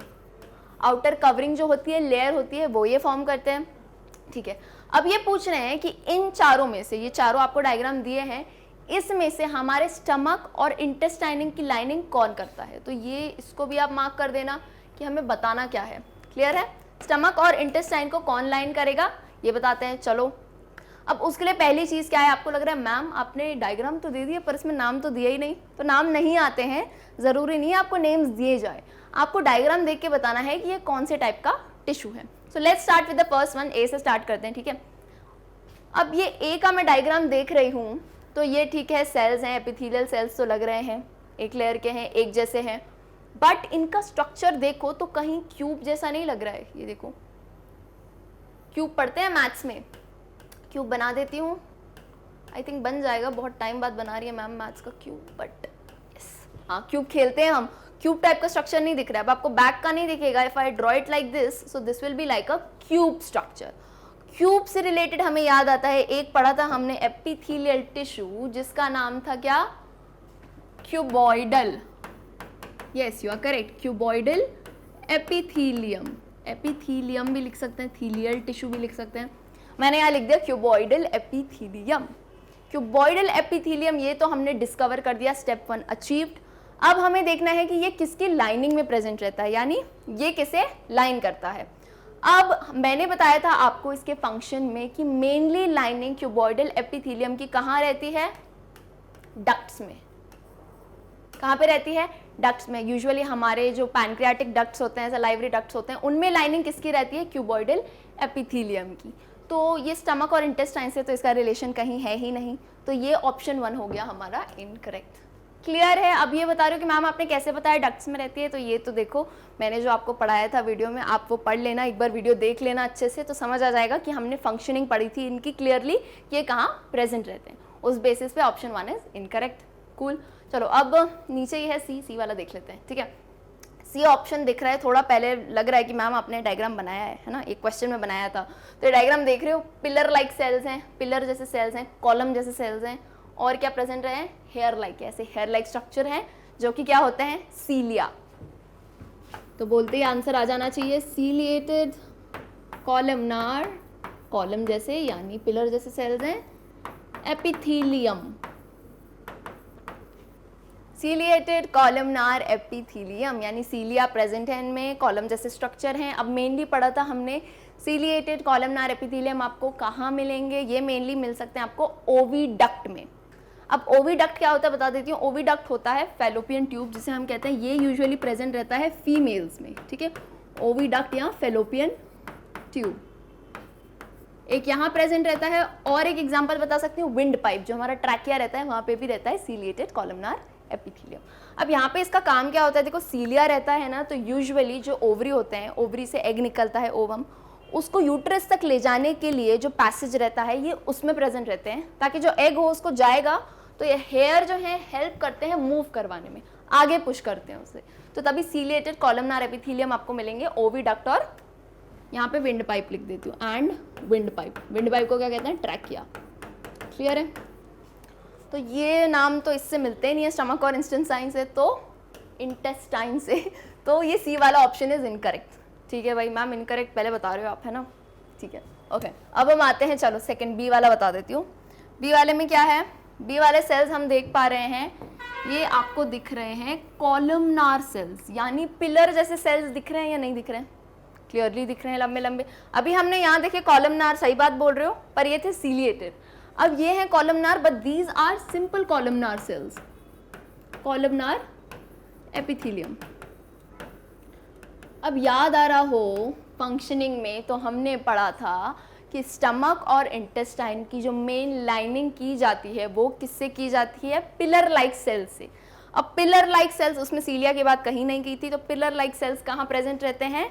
ये कॉलमनार एपिथीलियम कह सकते हैं या कॉलमनार एपिथीलियल सेल्स। तो our correct option is B, that is columnar epithelial tissue या एपिथीलियल सेल्स। क्लियर है? फंक्शंस में दिया गया था क्लियरली, स्टमक और इंटेस्टाइन की लाइनिंग किससे होती है? कॉलमनार सेल्स से। ये मदद करवाते हैं उनको सिक्रीशन में और एब्जॉर्प्शन में। ओके, अब करेक्ट ऑप्शन मिल गया है तो मैम आगे नहीं बढ़ेंगी, बिल्कुल डी वाला बता के ही रहूंगी मैं, ठीक है? ओके, अब डी वाला क्या है? देखो डी तो बिल्कुल चपटा दिख रहा है मुझे, मतलब फ्लैट दिख रहा है, बिकॉज अगर ये 3 डायग्राम देखें अच्छे खासे, मतलब खाते पीते, ये क्यूबॉइड दिख रहा है, ये पिलर लाइक दिख रहा है, but when I come to D I see a flat structure, एकदम फ्लैट। ठीक है, इसको मैं फ्लैट स्ट्रक्चर बोलूंगी, और फ्लैट बोलते ही कोई मुझे बता देगा पहले ही आके कि मैम ये कौन सा टाइप का एपिथेलियल टिश्यू है। This is basically squamous epithelial tissue. सबसे पहले जो हम पढ़ते हैं इसको, है ना, एपिथेलियल टिश्यू। एक ही बात है, एपिथेलियम लिखूं या एपिथेलियल टिश्यू लिखूं। स्क्वामस एपिथेलियल टिश्यू तो हमें पता ही है, ये भी कवरिंग करता है, पर पतला होता है, फ्लैट होता है, तो ये हमको यूजुअली कहाँ मिलेगा? हमारे ब्लड वेसल्स होते हैं उनकी लाइनिंग में मिलेगा, एल्वियोलाई होते हैं उनकी लाइनिंग में। क्यों? क्योंकि इसका मेन काम होता है, डायरेक्ट काम होता है एक्सचेंज से, है ना, गैसेज एक्सचेंज कर रहा है ये, एक्सचेंज का काम ज़्यादा होता है इसका, तो ये आपको मिलेगा कहाँ पे? ब्लड वेसल्स की लाइनिंग बोल दो या फिर alveoli for example. Okay, so this is squamous epithelial tissue which is incorrect. Our correct answer is B. फिर भी चेक कर लेते हैं एक बार। Yes, we are correct, good to go. Question number 9 पे आते हैं। अगेन हमको थोड़ा मैच टाइप लग रहा है ये, बट थोड़ा डिफरेंट क्वेश्चन है, बिगनर्स लेवल का ही है। Question says which of the following are correctly matched. Correctly match, तो करेक्ट वर्ड पे मैं करूंगी बॉक्स, कि मुझे बताना है ये ऑलरेडी मैच किए गए हैं। ठीक है, ये आप देख रहे हो 6 टाइप्स के आपको दिए गए हैं, टिश्यूज दिए हैं, इनकी मैचिंग की है। अब इन मैचिंग से कुछ इनकरेक्ट है, कुछ करेक्ट है, तो हमें बताना है करेक्ट कौन से हैं। करेक्ट आइडेंटिफाई कर लोगे, उसके बाद क्या करना, ये जो 4 ऑप्शंस हैं इसमें से बताना कौन सा वाला सही है। क्लियर है भाई? अब पहला हम आते हैं डेंस रेगुलर कनेक्टिव टिश्यू दिया है ब्लबर। अब ब्लबर बोलोगे मैम ये कौन सा नया वर्ड आ गया, तो ब्लबर बता देती हूँ। ब्लबर प्रेजेंट रहता है वेल्स में। ओके, वेल्स बोलो, पर्टिकुलरली वेल्स पढ़ते हैं हम, बट यूजुअली जो होते हैं ना हमारे एक्वेटिक मैमल्स, उनमें उनकी स्किन के अंडर प्रेजेंट रहता है ये टिश्यू जिसे कहते हैं ब्लबर। तो I can say whales, okay, और एक्वेटिक मैमल्स। और ये प्रेजेंट कहाँ रहता है? अंडर द स्किन, स्किन के जस्ट नीचे होता है। इसका काम क्या होता है मैं बता देती हूँ। इसका काम होता है फैट स्टोर करके रखना। यस, फैट स्टोर करता है, बायंसी में मदद करता है। तो यानी ब्लबर क्या हो गया? एक टाइप का फैटी टिश्यू। कैन आई से दिस? ये हो गया एक टाइप का फैटी टिश्यू। क्लियर है? फैटी टिश्यू हमने पढ़ा है कनेक्टिव टिश्यू होता है, और उस टिश्यू का नाम क्या होता है? फैटी टिश्यू को और क्या कहते हैं हम? अभी एक क्वेश्चन में देखा भी था, that is known as our adipose tissue. Adipose tissue देखा था, उसे हम क्या कहते हैं? फैटी टिश्यू भी कह सकते हैं। तो अब ऑप्शन नंबर 1 पे देखो, क्या ये कहीं से भी एडिपोज टिश्यू है? नहीं। ये क्या है? डेंस रेगुलर कनेक्टिव टिश्यू दिया है, यानी कि ये फर्स्ट पेयरिंग इनकरेक्ट है। क्लियर है? फर्स्ट पेयरिंग क्या हो गई? इनकरेक्ट। अब हम आते हैं सेकेंड वाले पे। सेकेंड ऑप्शन कहता है कार्टिलेज, सिंपली लिख दिया कार्टिलेज, और क्या दिया है? पिन्ने ऑफ ईयर। अब पिन्ने ऑफ ईयर क्या होता है? आपका कान है यहाँ पे, ये आप देख पा रहे हो जो स्ट्रक्चर है जहाँ पे हम यूजुअली पियर्सिंग करवाते हैं, that is the pinna of year. अब मैंने क्लियरली बताया था आपको, हमने पढ़े थे 2 टाइप के कनेक्टिव टिश्यू स्केलेटल मसल्स में, that is cartilage and bone. अब बोन की बात करूं तो हमारा जो एंडोस्केलेटन है वो बना रहता है बोन से। क्यों? क्योंकि बोन होते हैं बहुत ही rigid. On the other hand cartilage की मैंने जब बात करी थी, इन्हें हम कहते हैं स्मूथ स्केलेटल मसल टिश्यू भी कहते हैं हम। स्मूथ क्यों कहते हैं? बिकॉज ये फ्लेक्सिबिलिटी प्रोवाइड करते हैं। क्या प्रोवाइड करता है cartilage? Flexibility and elasticity. Clear है? क्या प्रोवाइड करता है? Flexibility and elasticity. और इसमें ब्लड का फ्लो जो होता है वो कंपैरेटिवली कम रहता है। अब ये कैसे याद रखने को कहा था? यूजुअली हम पियर्सिंग कहाँ करवाते हैं? ये नोज के टिप पे यहाँ करवाते हैं या फिर ईयर्स पे करवाते हैं। एंड जब भी करवाते हैं तब ब्लीडिंग नहीं होती है। किसी को होती होगी तो बहुत ही कम रहती है या फिर ना के बराबर, बिकॉज इसमें ब्लड का फ्लो कम रहता है। तो this option is absolutely correct कि पिन्ने ऑफ ईयर में क्या प्रेजेंट रहता है? कार्टिलेज। ओके, तो हमको मिल गया कि सेकेंड वाला ऑप्शन करेक्ट है। ठीक है, अब हम आते हैं ऑप्शन नंबर 3 पे। ऑप्शन नंबर 3 क्या कह रहा है? एरियोलर टिश्यू पैकेजिंग टिश्यू है। ठीक है भाई, आप पैकेजिंग की बात कर रहे हो तो हम देख लेते हैं पैकेजिंग का मतलब क्या होता है, समझो। एरियोलर टिश्यू मैंने आपको बताया है, ये होता है एक तरह का कनेक्टिव टिश्यू। कनेक्टिव टिश्यू में भी कौन सा टाइप आता है? ये कनेक्टिव टिश्यू प्रॉपर। एग्जैक्टली और इसके हमने 4 टाइप के सेल्स भी पढ़े थे। अब इस टिश्यू का काम क्या होता है? ये यूजुअली बाकी टिश्यूज की पैकेजिंग करता है। पैकेजिंग कैसे? इसका काम है, जैसे स्किन है और मसल्स है, ठीक है, एक लेयर है हमारी स्किन की और नीचे है मसल्स की, उन दोनों को जोड़ने का या पैक करने का काम करता है एरियोलर टिश्यू। और एक एग्जांपल ले लो, हमारे ऑर्गन्स प्रेजेंट है बॉडी में, दूसरे है ना, डिफरेंट ऑर्गन्स हैं, उनके बीच में जो स्पेस बच जाता है उनको पैक या उनको फिलअप करने की मदद कौन करता है? Areolar tissue. तो इसे हम कह सकते हैं a type of packaging tissue, which is absolutely correct. All good, let's move on to option number 4। Option number 4 यहाँ टिक कर देती हूँ ना, जो करेक्ट है। ओके, ऑप्शन नंबर 4 क्या कहता है? Cuboidal epithelium. क्यूबॉइडल एपिथेलियम कहाँ प्रेजेंट इन्हें कहा है? किडनी ट्यूब्यूल्स में। क्यूबॉइडल एपिथेलियम हमने देखा था, क्यूब लाइक इसके स्ट्रक्चर्स होते हैं, वेरी करेक्ट। ऐसा डायग्राम बनाओ तो देखो, क्यूब जैसे स्ट्रक्चर्स होते हैं, एकदम सेंट्रली, एकदम सेंटर में लोकेटेड होता है इनका न्यूक्लियस। और ये किसकी लाइनिंग करते हैं? एक मैंने आपको पिछले क्वेश्चन में बताया था कि डक्ट्स की लाइनिंग करते हैं, पैनक्रियाटिक डक्ट की। उसमें एक और चीज ऐड ऑन कर देते हैं हम, नेफ्रॉन्स ऑफ किडनी, या फिर जिसे हम कह सकते हैं किडनी के जो ट्यूब्यूल्स हैं। नेफ्रॉन्स ऑफ किडनी क्या होते हैं? किडनी के जो सेल्स होते हैं, जो एक एक सेल से बनके किडनी बना है, उस एक एक सेल को कहते हैं नेफ्रॉन, या फिर किडनी के जो ट्यूब्स होते हैं, ट्यूब्यूल्स जो बने होते हैं नेफ्रॉन से ही, तो उसमें प्रेजेंट क्या रहता है? Cuboidal epithelium. क्लियर है? तो दिस इज ऑल्सो करेक्ट, हमें मिल गया ऑप्शन 4 करेक्ट। चलो अब हम आते हैं ऑप्शन नंबर 5 पे। 5 क्या कहता है? Cardiac muscle. कार्डियक से मतलब समझ आ गया, कार्डियोलॉजिस्ट याद आ रहा होगा, यानी हार्ट से रिलेटेड बात है, दिल से रिलेटेड बात है। कार्डियक मसल क्या होते हैं? Branched and multi nucleate. क्या बात हो गई इसमें, देखो ब्रांच एंड मल्टी न्यूक्लिएट। अगर जिसको फिगर याद हो कार्डियक मसल का, हमने पढ़ा था कि ये होते हैं ऐसे स्ट्रक्चर के एंड इसमें फॉर्म होता है एक नेटवर्क। किसकी बात कर रही हूं मैं, नेटवर्क की। अब नेटवर्क से मतलब ही यही होता है कि ये क्या होते हैं, ब्रांच। यानी देख लो हमारे ये न्यूक्लियस है और ये रहते हैं, कैसे रहते हैं, ब्रांच रहते हैं। स्ट्राइएशंस इनमें भी प्रेजेंट रहती हैं और ये होते हैं ब्रांच्ड। तो पहली बात तो बिल्कुल सही हो गई, यस मैम ब्रांच्ड है। लेकिन डोंट रन, मैंने कहा था हमेशा भगते नहीं है, हम हर एक चीज को चेक करेंगे। ब्रांच लिखा है बट एक चीज इनने लिख दी, मल्टी न्यूक्लिएट। अब न्यूक्लियस का हमें मतलब पता है, न्यूक्लिएट मतलब पता है जिसमें न्यूक्लियस हो। मल्टी न्यूक्लिएट क्या है, इस वर्ड को again I will break. Multi यानी दो या दो से ज्यादा।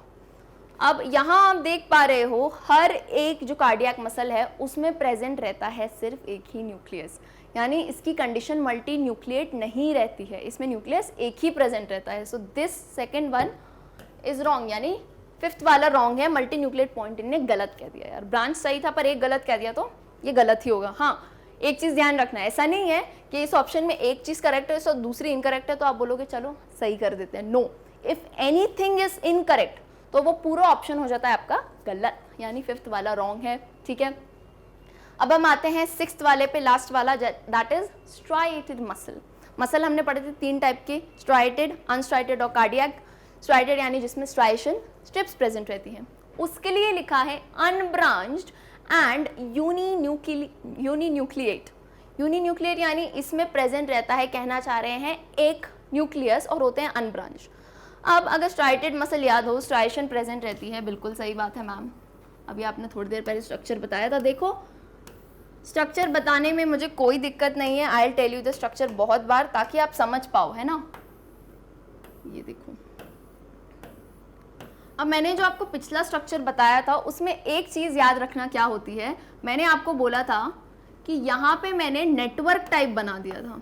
क्या बनाया था, एक नेटवर्क, यानी ये जुड़े हैं। पर ये जो आपको पर्पल में दिख रहा है यहाँ पे, ये एक एक अलग अलग इसकी मेम्ब्रेन है, यानी कि इनमें ब्रांचेस नहीं है, कोई नेटवर्क नहीं है, सब अलग अलग एक गुच्छे टाइप है, राइट।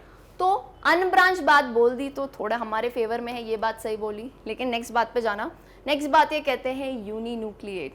अब ये चीज गलत बोल दी, यूनि यानी बोल रहे हैं एक न्यूक्लियस है। इधर देखो, एक ही मसल में आपको मल्टीपल न्यूक्लियस दिखेंगे, यानी ये कंडीशन होती है मल्टी न्यूक्लिएट है। और इसी कंडीशन का एक नेम दिया था मैंने, सिनोसिटिक कंडीशन, यानी ये मल्टी न्यूक्लिएट होते हैं, दो या दो से ज़्यादा न्यूक्लियस रहते हैं इनमें, ये कंडीशन होती है सिनोसिटिक कंडीशन। यानी एक बात सही बोल रहे हैं पर दूसरी गलत है, तो फिर इसे हम करते हैं इनकरेक्ट। और इन ऑप्शंस को मिला के हमने देखा 2, 3 एंड 4 करेक्ट हैं, यानी हमारा correct option is 1। Let's just check it, yes it is correct. तो अब देखते हैं हम क्वेश्चन नंबर 10, ये लास्ट क्वेश्चन है बिगिनर्स लेवल का। ठीक है, अब क्वेश्चन नंबर 10 में दिया है, Mohit was asked to draw a label diagram of sclerenchyma tissue as seen in longitudinal section. The figure he drew is shown here, यानी मेरे इस साइड पे। So point out the mistake in the figure, यानी कि अब एक इंसान का नाम दे दिया जिसका नाम है मोहित। ठीक है, अब इस लड़के को बोला था कि आपको एक लेबल डायग्राम बनाना है, किसका, तो वो ध्यान रखो हम किसकी बात कर रहे हैं, स्क्लेरेन्काइमा टिश्यू की बात कर रहे हैं।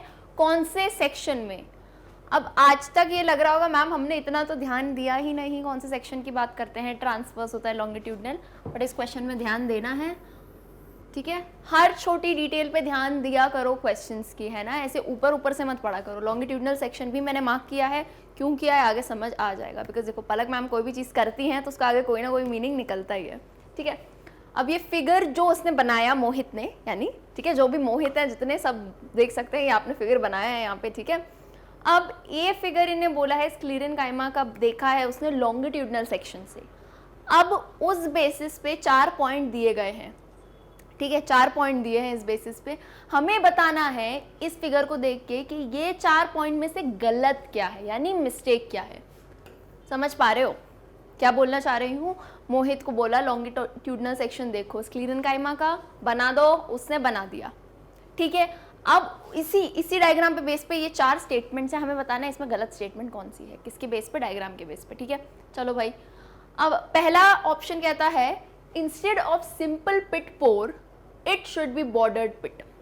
यानी ये जो स्क्लीरन काइमा का पिट पोर होता है ये सिंपल नहीं होता है, ये बॉर्डर्ड होता है। अब जिन्होंने मेरे साथ पढ़ा है स्क्लीरन काइमा क्या होता है हमें पता है, ये एक टाइप का सिंपल परमानेंट टिश्यू होता है। इसे हम और क्या कह सकते हैं, डेड कह सकते हैं, इसमें प्रोटोप्लाज्म नहीं होता है। अब ये जो पिट पोर होता है ना, यूजुअली पोर का मतलब क्या होता है, पोरस हमने पढ़ा था ना, परफोरेटेड पोरर।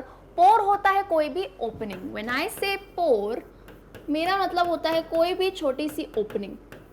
अब ओपनिंग क्यों हेल्पफुल होती है, एक्सचेंज के लिए, ठीक है। एडजेसेंट जो इसके सेल्स होंगे उससे ये कम्युनिकेट कर पाएगा, सब्सटेंस एक्सचेंज कर पाएगा, उसके लिए पिट पोर होता है। अब ये डायग्राम हमने देखा है स्क्लीरन काइमा में। स्क्लीरन काइमा का जो पिट पोर होता है वो सिंपल ही होता है, ठीक है। उसमें ऐसे कोई बॉर्डर नहीं प्रेजेंट रहती है, एकदम सिंपल पिट पोर रहता है। यानी सही बनाया है मोहित ने, सही बात है। तो ये स्टेटमेंट तो ये सही नहीं है, ये मतलब ठीक है। चलो अब हम आते हैं, यानी कि मिस्टेक का मतलब क्या है, एक चीज समझना थोड़ा, जिसको भी कंफ्यूजन आ रहा हो इस क्वेश्चन में मैं बता देती हूँ। मिस्टेक का मतलब ये नहीं है कि इन लाइन में कहाँ मिस्टेक है, नहीं, इन लाइन से रिलेटेड डायग्राम में कहाँ मिस्टेक है ये बतानी है। तो डायग्राम में इसने सिंपल पिट बोर बनाया है, मतलब इसने सही किया है, ठीक है। अब ऑप्शन बी पे आता है, ये ऑप्शन नहीं आएगा, ठीक है। बी है the cell walls are not lignified in स्क्लीरन काइमा।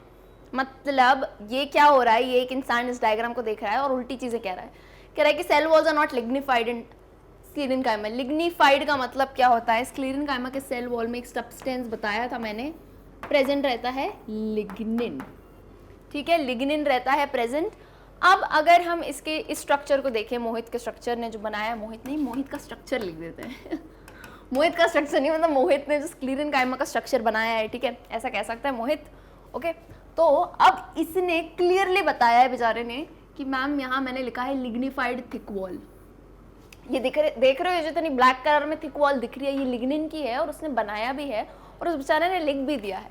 तो यहाँ ये गलत बात बोल रहे हैं, तो इसको कर दो नहीं, आप सही नहीं कह रहे हो, मोहित ने बनाया है। चलो क्लियर है। अब हम आते हैं ऑप्शन नंबर 3 पे। ऑप्शन नंबर 3 क्या है, the nucleus and cytoplasm are not shown. चलो देख लेते हैं किया है शो या फिर नहीं। अब किसकी बात हो रही है, इस डायग्राम में उन्होंने कहा है जो न्यूक्लियस है उसका और साइटोप्लाज्म शो नहीं किया गया है। So this is not true. देखो अगर हम इसके न्यूक्लियस की बात करें ना तो, और साइटोप्लाज्म की बात करें तो, जैसे मैं बोलूँ स्क्लीरन काइमा, एक वर्ड मेरे साथ कहना इसमें, स्क्लीरन काइमा की बात करें तो यार इसमें प्रोटोप्लाज्म तो होता ही नहीं है, यानी न्यूक्लियस और साइटोप्लाज्म आपको दिखेंगे कैसे, क्योंकि होते ही नहीं है। यस, ये एक लाइन पड़ी थी, डिवॉइड ऑफ प्रोटोप्लाज्म। कौन, स्क्लीरन काइमा, तभी तो डेड होता है। न्यूक्लियस और साइटोप्लाज्म होता तो हम इसे लिविंग नहीं कह देते, तो वो प्रेजेंट ही नहीं होता है तो बेचारा बनाएगा क्यों। तो ये तो गलत बात कह दी। अब बोले 3 गलत है, 1 सही होगा, पर क्यों होगा वो ध्यान देना। द फिगर शोज, अब आंखें खुलेंगी सबकी, है ना, transverse section instead of longitudinal section of tissue. कितना स्मॉल पॉइंट था। ये फिगर जो हम देखते आ रहे हैं उसने देखा लॉन्गिट्यूडनल, पर उसने बना क्या दिया, ट्रांसवर्स सेक्शन। तो ये जो क्वेश्चन में दिया गया है लॉन्गिट्यूडनल सेक्शन देखा है, इसने डायग्राम गलत बनाया है। अब स्क्लीरन काइमा के लॉन्गिट्यूडनल सेक्शन का डायग्राम कैसे होता है, देखो ये जो बना दिया है मोहित ने, उसने बना दिया ट्रांसवर्स सेक्शन। और लॉन्गिट्यूडनल सेक्शन क्या होता है मैं बताती हूँ। उससे पहले एक सिंपल एग्जांपल देती हूँ, जिनको कन्फ्यूजन होता होगा इस चीज़ में, कभी कभार मुझे भी होता था जब मैं पढ़ती थी, तब ट्रांसवर्स क्या होता है और लॉन्गिट्यूडनल क्या होता है। बहुत ही सिंपल सी बात है। अगर इस पेन को मैं लूँ, है ना, और इसको मैं ऐसे टेढ़ा कर देती हूँ, ठीक है, इसका मैंने ये पार्ट कट किया, अगर मैं इसको ऐसे ऊपर से देखूंगी तो मुझे एक्स्ट्रा सेक्शन दिखेगा। मतलब स्क्लीरन काइमा को अगर मैं ऊपर से देखूंगी, जो ये सेक्शन दिखेगा मुझे यहाँ से कट करने के बाद, उसे I will call transverse section. Clear है। और लॉन्गिट्यूडनल मतलब, लॉन्ग का मतलब समझ रहे हो, लेंथ की बात हो रही है। तो अगर मैं इस सेल को ऐसे देखूंगी सामने से लंबाई में, तो उसे कहूंगी लॉन्गिट्यूडनल सेक्शन। सिंपल है। स्क्लीरन काइमा का लॉन्गिट्यूडनल सेक्शन देखो कैसे दिखता है, पीछे बनाया था, याद आ रहा हो तो, ऐसे टेपरिंग एंड्स होते हैं, लिग्निफाइड सेल वॉल होता है, यस, और पिट पोर रहता है हमारा, सिंपल देख रहे हो। ये हो गया हमारा लॉन्गिट्यूडनल सेक्शन, किसका, स्क्लीरन काइमा का। तो ये है एक्चुअल में लॉन्गिट्यूडनल सेक्शन, ये इसने बना दिया ट्रांसवर्स सेक्शन।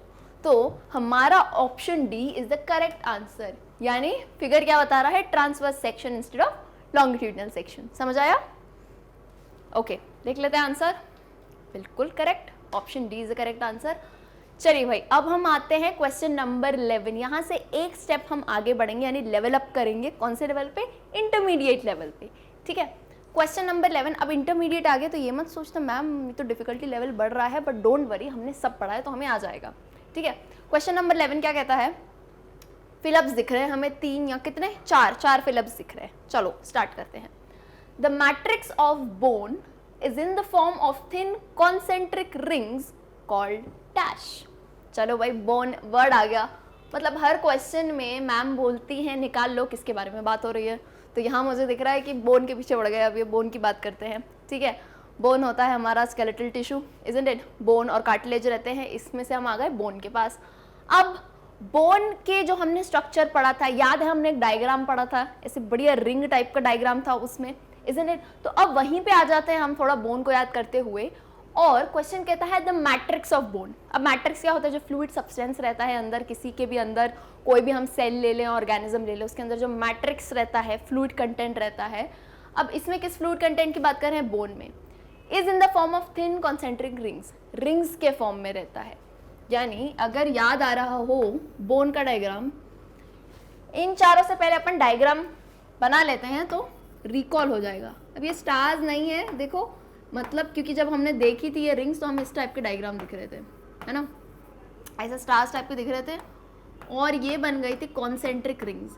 अब पूछेगा मैम रिंग्स तो सुना था, है ना, रिंग तो पता ही है सबको, गोल गोल रिंग होती है। कॉन्सेंट्रिक रिंग का मतलब क्या होता है? लग रहा है थोड़ा कॉन्सेंट्रिक रिंग का मतलब क्या होता है? कॉन्सेंट्रिक रिंग यानी एक के बाद एक के बाद एक के बाद एक, ऐसे कॉन्सेंट्रिक, एक के बाद एक के बाद एक के बाद ओवरलैप करती हुई कॉन्सेंट्रिक रिंग्स। ठीक है, अब ये जो बीच का स्ट्रक्चर आपको दिख रहा है सर्कल, बोन के स्ट्रक्चर में, बोन लिख देती हूँ, दिस इज बोन का स्ट्रक्चर। ठीक है, अब ये बीच में आपको जैसे कैविटी टाइप दिख रहा है या कैनाल टाइप दिख रहा है, दिस इज बेसिकली व्हाट, ये क्या हो गई हमारी हेवर्शियन कैनाल। क्या है ये? हमारी हेवर्शियन कैनाल। ठीक है, क्लियर है? ये वाली चलो डार्क से बना देती हूँ, है ना, ये हो गई हमारी हेवर्शियन कैनाल। अब इस कैनाल के आसपास ये जो स्पेसेस में रिंग्स में प्रेजेंट है मैट्रिक्स, उसे हम कहते हैं लैमेला। याद आ रहा है? यस, ये जो स्पेसेस हैं जिनमें प्रेजेंट है उन्हें हम कहते हैं लैक्यूने, लेकिन इस पूरे मैट्रिक्स को हम क्या कहते हैं? लैमेला। यानी ये जो हमारा फर्स्ट फिलअप है, यहाँ पे क्या आना चाहिए? लैमेला। अब इसमें एक ट्रिक बताती हूँ, इजी ट्रिक। देखो, पहला वाला अगर आप श्योर हो कि हाँ यार ये लैमेला है, मुझे पता है यही होगा, तो अब ना थोड़ा 4 ऑप्शन पे आ जाया करो। अब इन ऑप्शन में देखा करो कि फर्स्ट वाले में हमारे लैमेला की बात कहाँ हो रही है। तो ए ऑप्शन देखती हूँ, ए में पहला इनने दे दिया लैक्यूने। अभी अभी मैंने क्लियर कर दिया आपको, है ना, लैक्यूने यूजुअली मैट्रिक्स किसका होता था? कार्टिलेज का, जिसमें हमने पढ़ा था। इसमें होता है लैमेला, तो ए वाला तो नहीं होगा मैम। ठीक है, अब हम आते हैं बी वाले पे। बी में लैमेला है तो ये पॉसिबिलिटी 1 है, सी में भी लैमेला है, पॉसिबिलिटी 2, डी तो लैक्यूने है तो ये ऑप्शन नहीं होगा। क्लियर है? तो मतलब हमारे पास 2 ऑप्शन है। अब हम देखते हैं आगे। सेकंड क्या दिया है? बोन सेल्स, ये फुल स्टॉप है ना, लैमेला के बाद खत्म है। अब नेक्स्ट लाइन है, bone cells called dash are present in fluid filled spaces called dash. तो डैश आ गए, मतलब बोन सेल्स कॉल्ड डैश। अब बोन सेल्स को क्या नाम दिया गया था? याद है, कार्टिलेज में मैंने आपको बताया था, कार्टिलेज की सेल्स होती हैं कॉन्ड्रोसाइट्स। तो बोन सेल्स का नाम मैंने बताया था, बोन वर्ड जहां भी आए तो ऑस्टियो नाम आना चाहिए, तो उन्हें हम क्या कहते हैं? ऑस्टियोसाइट्स। अब किसी को लग रहा होगा ऑस्टियोब्लास्ट भी तो हो सकता है, सही बात है, बस यही मैच्योर होके बन जाते हैं ऑस्टियोसाइट्स, तो उसमें ज़्यादा कंफ्यूज होने की बात नहीं है। ऑस्टियोसाइट्स कहते हैं बोन की सेल्स को। तो हमें दिख रहा है इन दोनों ऑप्शन में से ऑस्टियोसाइट्स यहाँ दिया है, तो ये ऑप्शन हो सकता है करेक्ट। फिर भी हम बाकी के 2 फिलअप करेंगे ज़रूर। ठीक है, are present in fluids filled spaces called dash. अब वापस आ जाओ इस रिंग वाले डायग्राम पे। ठीक है, ये जो स्टार्स मैंने बनाए हैं, मैंने आपको बताया था ये जो स्पेसेस होते हैं, इन स्पेसेस को कहते हैं लैक्यूने, और इन्हीं के अंदर प्रेजेंट रहते हैं बोन सेल, और पूरे मैट्रिक्स को लैमेला कहते हैं। तो एल से नाम है, कंफ्यूज मत होना। तो ये हो जाएगा हमारा लैक्यूनी। ये चीज़ें करेक्ट है। लास्ट देख लेते हैं, These fluid-filled spaces of the bone communicate with each other by network of fine canals called, यानी क्या बोल रहे हैं, ये जो सेल्स हैं आपस में बनी हुई हैं, ये कम्युनिकेट कैसे करेंगे, यानी ये देखो ये एक बोन की सेल है, इसी के पास मान लो यहाँ दूसरी बनी है, तो यहाँ पे ऐसे कैनाल्स प्रेजेंट रहते हैं, उन्हें हम कहते हैं कैनालिक्यूली।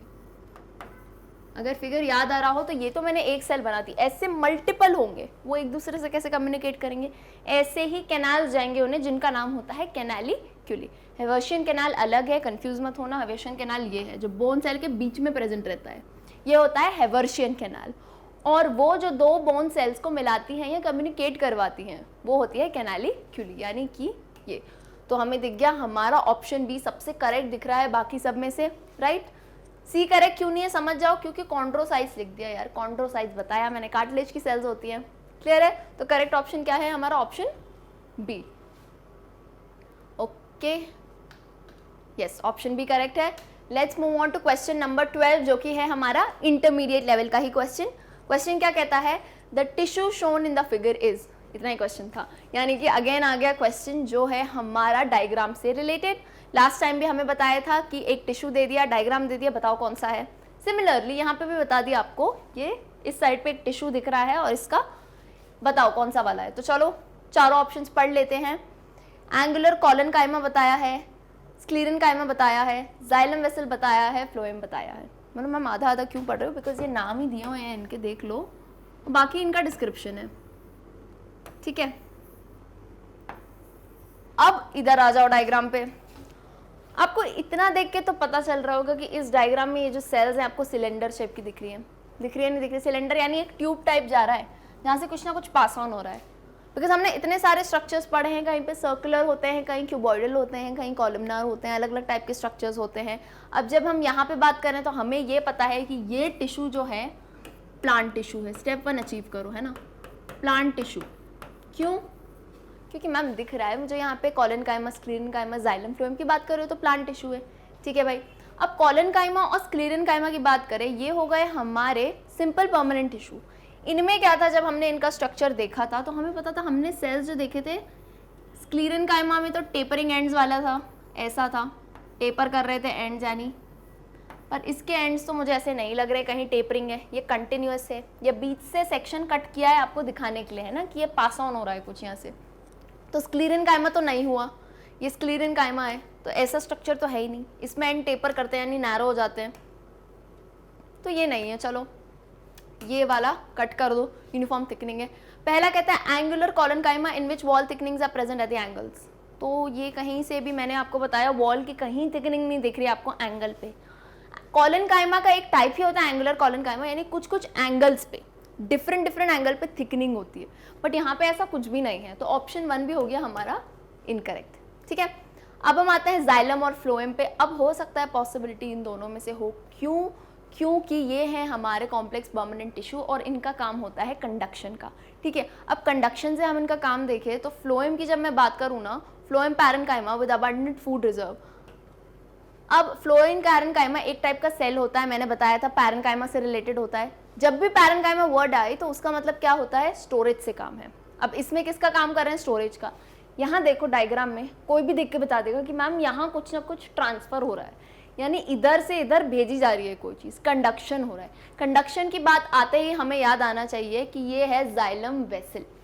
कंडक्शन में फ्लोएम भी याद करोगे, बिल्कुल सही बोल रहे हो, लेकिन यहाँ से फ्लोएम नहीं है, यहाँ क्या दिया है, फ्लोएम पैरेन्काइमा। पैरेन्काइमा का काम क्या है, स्टोरेज, तो ये उसमें से आएगा ही नहीं, ठीक है। So this option is incorrect. Correct option क्या है, जाइलम वेसल। वेसल मैंने आपको बताया था, वेसल क्या फिगर होता है, बर्तन बोलते हैं, वेसल सिलेंड्रिकल टाइप का होता है, ठीक है। अब बोलना मत कि मैम आपका डायग्राम अलग है, आप सिलेंडर में या तो ऐसे भी बना सकती हूँ, लंबा सिलेंडर ले लो, डायग्रामेटिकली अलग लिखेगा, but when you see an overall structure so it counts for cylindrical type का स्ट्रक्चर होता है, वेसल टाइप का होता है। और इसका मेन काम क्या होता है, कंडक्शन ऑफ वाटर, यानी जाइलम में मेन कंडक्शन कौन करते हैं, जाइलम के vessels. So this diagram is basically for xylem vessels. Clear है, चलो let's see the answer, that is absolutely C. Question number 13 बता देती हूँ क्या है। इसमें 2 कॉलम दिए हैं, अगेन कॉलम नंबर 1 में आपको दिए हैं डायग्राम्स, ठीक है, कुछ सेल्स हैं उनके आपको डायग्राम दिए हैं। कॉलम नंबर 2 में एक्टिविटीज दी गई है। एक्टिविटी या फंक्शन बोल सकते हैं कि ये करते क्या है, इनका नाम नहीं दिया है, ये करते क्या है ये बताया है, ठीक है। और इसी से रिलेटेड हमें बताना है, पहले चेक कर लेना है कौन सा है, देन हमें इन चारों ऑप्शन में से एक करेक्ट ऑप्शन चूज करना है। क्लियर है, समझ आ गया ओवरव्यू क्या करने वाले हैं? ठीक है भाई, अब स्टार्ट करते हैं। Match column 1 with column 2 and select the correct option from the codes, ठीक है, करेक्ट को मैं हाईलाइट कर लूंगी। अब धीरे धीरे आगे बढ़ते हैं। कॉलम 1 में आपको ये सेल्स दिख रहे हैं, किस टाइप के सेल्स हैं। ऑफ कोर्स अगर हम ऐसे सेल्स की बात कर रहे हैं तो हमने ये सेल्स कहाँ देखे हैं? स्टेप नंबर 1, चलो अचीव करते जाते हैं, एरो से चलेंगे अपन। एनिमल टिश्यूज़ में, सही बात है मैम, एनिमल टिश्यूज़ में है। अब एनिमल टिश्यूज़ में भी हमें पता है ये सेल्स हमने यूजुअली देखे हैं किसके अंदर? WBC, वाइट ब्लड सेल्स में। मैंने आपको डायग्राम्स बताए थे इसके। तो यानी एनिमल टिश्यूज़ में मैं आऊँ किसके अंदर? Fluid connective tissue. Connective tissue में भी टाइप कौन सा? Fluid connective tissue. टिश्यू के लिए I write T, okay, fluid connective tissue. उसमें से भी कौन सा वाला? WBC, white blood cells, yes. अब आते हैं धीरे धीरे, चलो इसमें मैं समझाती भी जाऊंगी, समझते जाना कि कौन सा डायग्राम कैसे आइडेंटिफाई करोगे, ठीक है। ऐसा नहीं कि पहली बार देखो और आ जाएगा, डायग्राम पहले पढ़ने ही पड़ेंगे कि किसका डायग्राम है। अब इस सेल में आपको एक इजी वे बताती हूँ याद करने का। ये जो स्ट्रक्चर दिख रहा है ये हेडफोन टाइप का स्ट्रक्चर नहीं दिख रहा है? हेडफोन लगाते हो कान में ऐसे, है ना, गेमर्स वगैरह भी लगाते हैं, नॉर्मली हम सॉन्ग सुनते हैं तो हेडफोन्स लगाते हैं कान में, तो ये हेडफोन टाइप का स्ट्रक्चर दिख रहा है आपको। हेडफोन टाइप का स्ट्रक्चर जहां भी दिख जाए इस सेल में, इस सेल का नाम क्या होता है? इओसाइनोफिल। अब ये कौन सा नाम है? इधर आ जाओ, है ना, राइट साइड पे। दो टाइप के आपको बता देती हूँ। ग्रैन्युलोसाइट्स पढ़ा है हमने ये, फिर भी लेट्स रिकॉल। ए ग्रैन्युलोसाइट्स, ये क्या है? Type of WBC white blood sales हैं, यस। ग्रैन्युलोसाइट्स, ए ग्रैन्युलोसाइट्स। ग्रैन्युलोसाइट्स क्या होते हैं? जिनमें ग्रैन्यूल्स प्रेजेंट रहते हैं, और ए ग्रैन्युलोसाइट्स जिसमें नहीं रहते हैं। अब इसमें भी हमने 3 टाइप देखे थे और इसमें हमने 2 टाइप देखे थे। इसके 3 टाइप की बात करें, उसमें से एक टाइप है इओसाइनोफिल। क्या हो गया? इओसाइनोफिल। क्लियर है? इसको एक को याद रखो पहले, ठीक है, याद हो गया मैम, ये वाला एक है इओसाइनोफिल। अब इओसाइनोफिल का अगर मुझे कोई फंक्शन बताएगा तो क्या होगा? इओसाइनोफिल हमने देखा था कि ये जो है ये देता है एलर्जिक रिस्पॉन्स। एलर्जिक रिस्पॉन्स क्या होता है? यानी कि कोई भी अगर हमारे बॉडी में पैथोजन आ रहा है या ऐसी कोई एक्टिविटी हो रही है, मेटाबॉलिज्म में कुछ डिफरेंस आ रहा है, तो ये देता है एलर्जिक रिस्पॉन्स उसके अगेंस्ट, ठीक है, ताकि बॉडी अवेयर हो जाए।